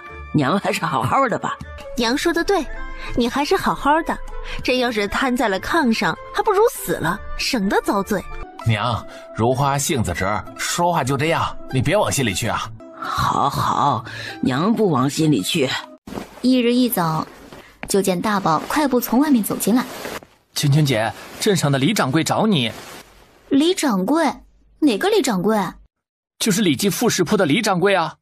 是他？走，我们去看看他到底有什么事。青青姐，那些人好像来者不善。怎么了？李掌柜带着10多个人，其中领头的就是镇上杀猪的李屠户，口口声声说要见你。那帮人个个凶神恶煞，一看就不是好种，所以大伯让我来告诉你一声，让你出去躲一躲。别怕，我和他并无交集，他们不敢把我怎么样。走，出去看看他们到底想干什么。你们主事的在哪儿啊？赶紧叫出来，我们有笔买卖想和他谈谈。我女儿今天不在，有啥事就跟我说。跟你说，你能做主吗？你虽然是一家之主，可南山村谁不知道你们家一个大姑娘当家，你呀，狗屁主意都拿不了。话音一落，他手下的10多个人真是稀奇呀！好好的一户人家，居然让一个黄花大姑娘当家做主，还敢说有啥事跟他说，他算是个啥东西啊？就是啊，听他个老爷们连主都做不了，这还不如尿泡尿浸死呢。这叫做阴盛阳衰。女儿当家，老子靠边站，这在大宁朝可真是独一份啊，也不嫌丢人。这我看他就是个吃软饭的窝囊废，还在这装啥大瓣蒜呢？赶紧滚一边去！金丫头，这些人明显是来找茬的，你赶紧回去，爹能应付。爹，你放心，这里交给我。哎呦，嘿嘿嘿，陈姑娘多日不见，真是越发迷人漂亮了呀！李掌柜，今日前来不知所为何事？陈姑娘，我此次前来呢，还是想跟姑娘商量商量进货的事儿。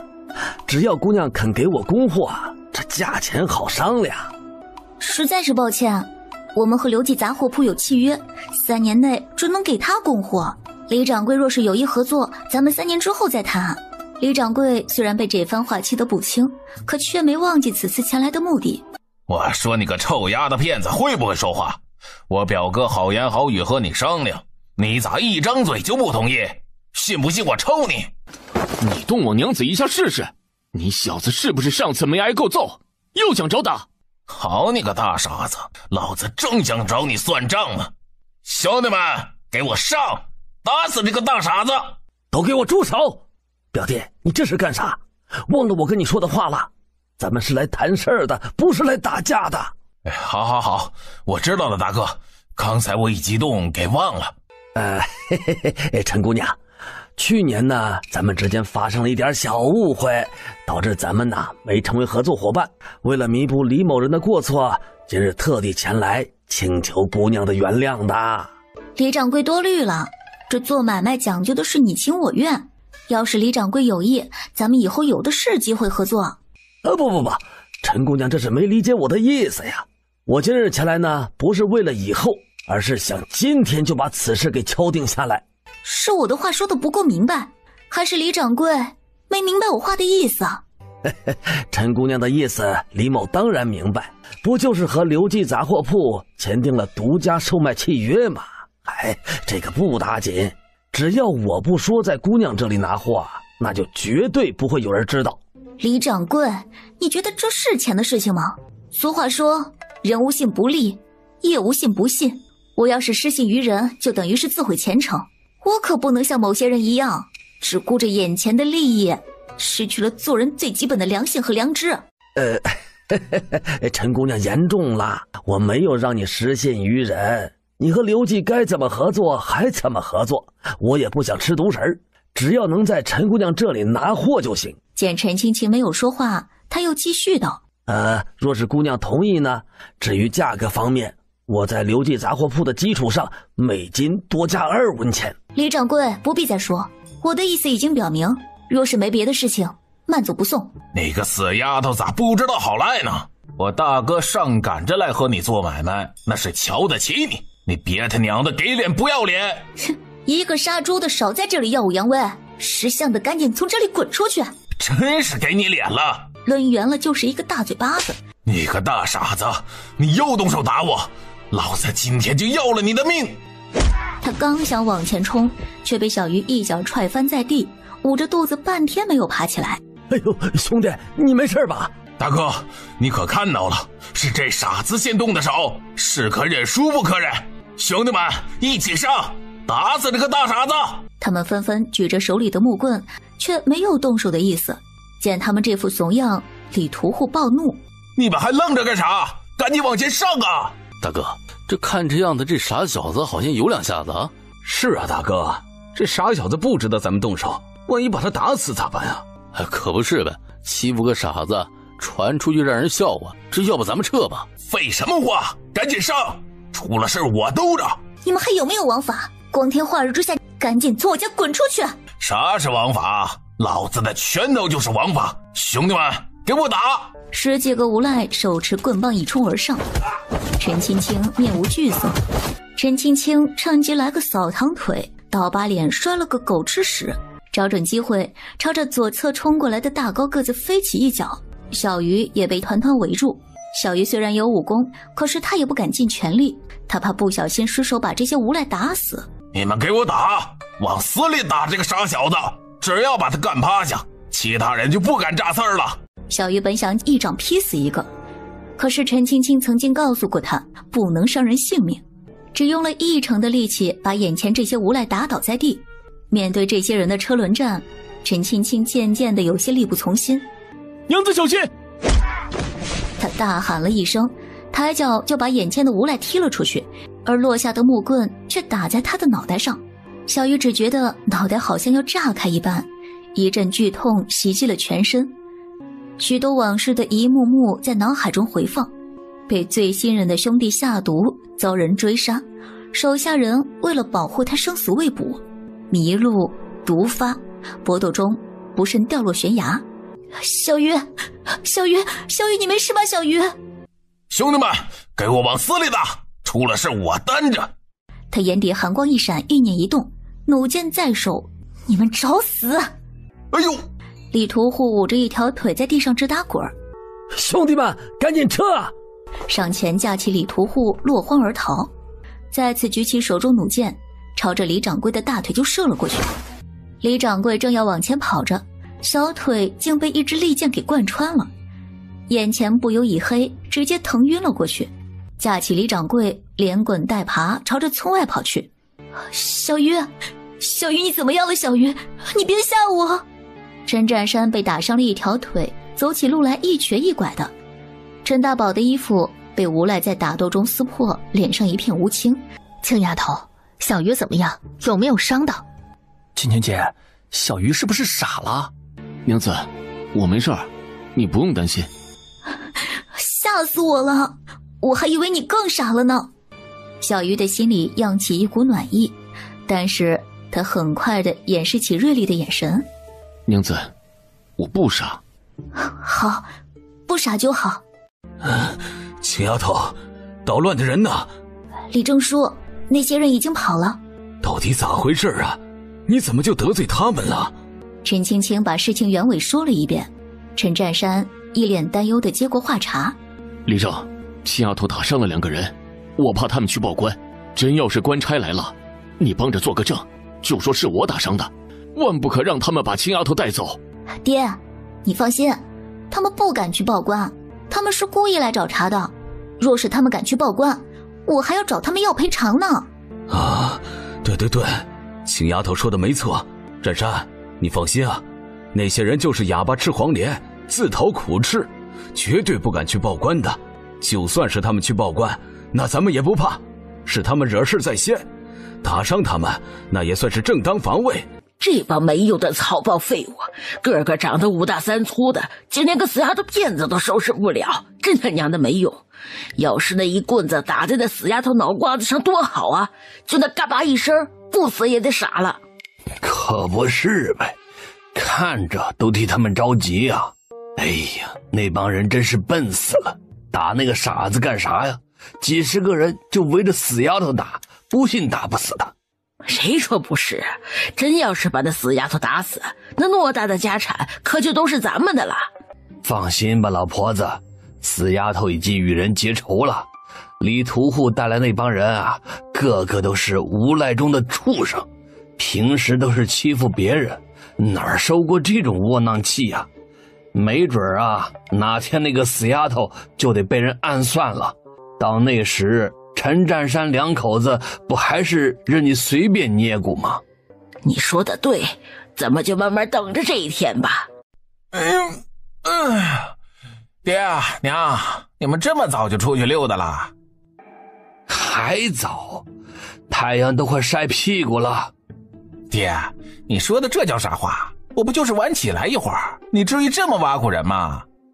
你可别忘了自己的秀才身份，以后你是要考取功名的，要爱惜自己的身体，可不能整日贪恋儿女情长。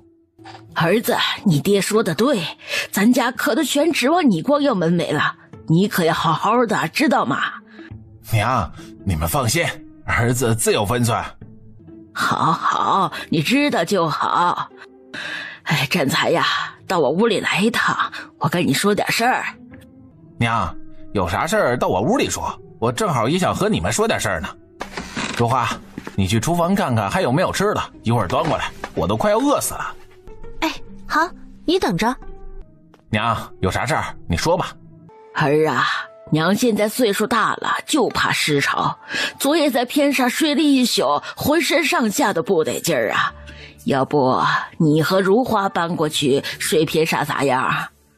娘，如花可是你新过门的儿媳妇儿，你作为婆婆咋能让儿媳妇儿住偏上呢？占才呀，你还睡西屋，西屋不会影响你读书，让如花先去偏煞对付几个月，等你上秋考上举人，到时候娘给你再盖2间像样的房子，行不？娘，你这话怎么说出口的？如花自小在春风楼长大，根本就没吃过苦，你让她去睡偏煞，那跟撵她走有啥区别啊？不行，我不同意。儿啊，如花吃不了苦，你就忍心让娘受罪？儿子自然是心疼娘的，可如花是我花钱娶回来的，这要是偷偷跑了，钱岂不是白花了？就长成那样，你还花钱了？你个败家的孩子，咋就不知道咱家啥条件呢？你这是想要了我和你娘的老命啊！是啊，儿子，你可要再努力一把，争取求为中得举人。到那时，我这当娘的可就能在南山村横着走了。你们放心，儿子定不会辜负爹娘，有信心一举得中。现在离求为还不到半年光景，儿子必须提前2个月赶往宁京，沿途吃喝拉撒可又是一笔不小的花销，所以爹娘要提前做好准备。真要是凑不够路费盘缠，那可就得再等上3年，这其中的煎熬可不好受啊。儿啊，咱家现在啥情况你应该也知道，除了还有几担粮食，就没啥值钱的物件了。你和凤娇不还有点存项吗？就先拿出来用着不就得了？对对对，你和凤娇手里不是还有250两银子吗？还朝爹娘要啥钱呢？他哪里还有银子？家陈若兰的那些彩礼钱早就被他们2口子花得一干二净。娘，那些银子是若兰的傍身钱，我作为一个有身份有地位的秀才爹，岂能私自动用？这与窃贼又有何区别？真要是传扬出去，会被人耻笑的。占才，你多虑了，你不说我不说，谁真知道？再者说了，你就是先用一下，等你功成名就，那点小钱算啥？你多给他点儿不就得了？哎呦，我的亲娘啊，你咋就听不明白呢？我们早就把那250两银子都给若兰了。啥？都给若兰了？你们真是傻透气了，咋能把钱都给他呢？常言道，嫁出去的闺女泼出去的水，你们咋就不给自己想想后路啊？现在倒好，没钱了吧？这不是要我的命吗？是啊，占才，你这事儿办得确实不对。老范家可是咱们镇上的大财主，若兰嫁过去能没钱花？现在你把钱都给了若兰，还咋去宁静科考啊？这有何难？没钱就不考，你们何必如此唉声叹气？你这说的啥混账话呀！你要是不考举人，我和你娘这辈子的心血那可就白费了。是啊，儿子，你这是在拿话捅娘的肺管子呀！为了供你读书，我和你爹舍不得吃舍不得穿的。你寒窗苦读20多年，总算考中了秀才，现在就差一哆嗦。你要是不考举人，还让娘咋跟你享福啊？娘，不是儿子不想考，我不也是不想让你们为难吗？儿啊，你就是娘的希望，娘把最好的东西都给了你，为的就是能跟着你吃香喝辣。娘现在苦点累点都不怕，不就是钱吗？娘就是砸锅卖铁也得让你参加秋闱考试。谢谢娘，我就知道娘不会不管我的。老婆子，你说的轻巧，咱家现在穷的都这样了，上哪儿弄钱去啊？本以为摆个酒席能多收点份子钱呢，可到头来不亏也不赚，等于白忙活一场。是啊，当时想的挺好，真要是能收个几十两银子，咱们也就不犯愁了。可谁知那帮泥腿子抠搜的，真不给力。好不容易有个大茬，可到最后又被那死丫头要回去了，你说气不气人？那个没良心的死丫头，我看她就是穷疯了。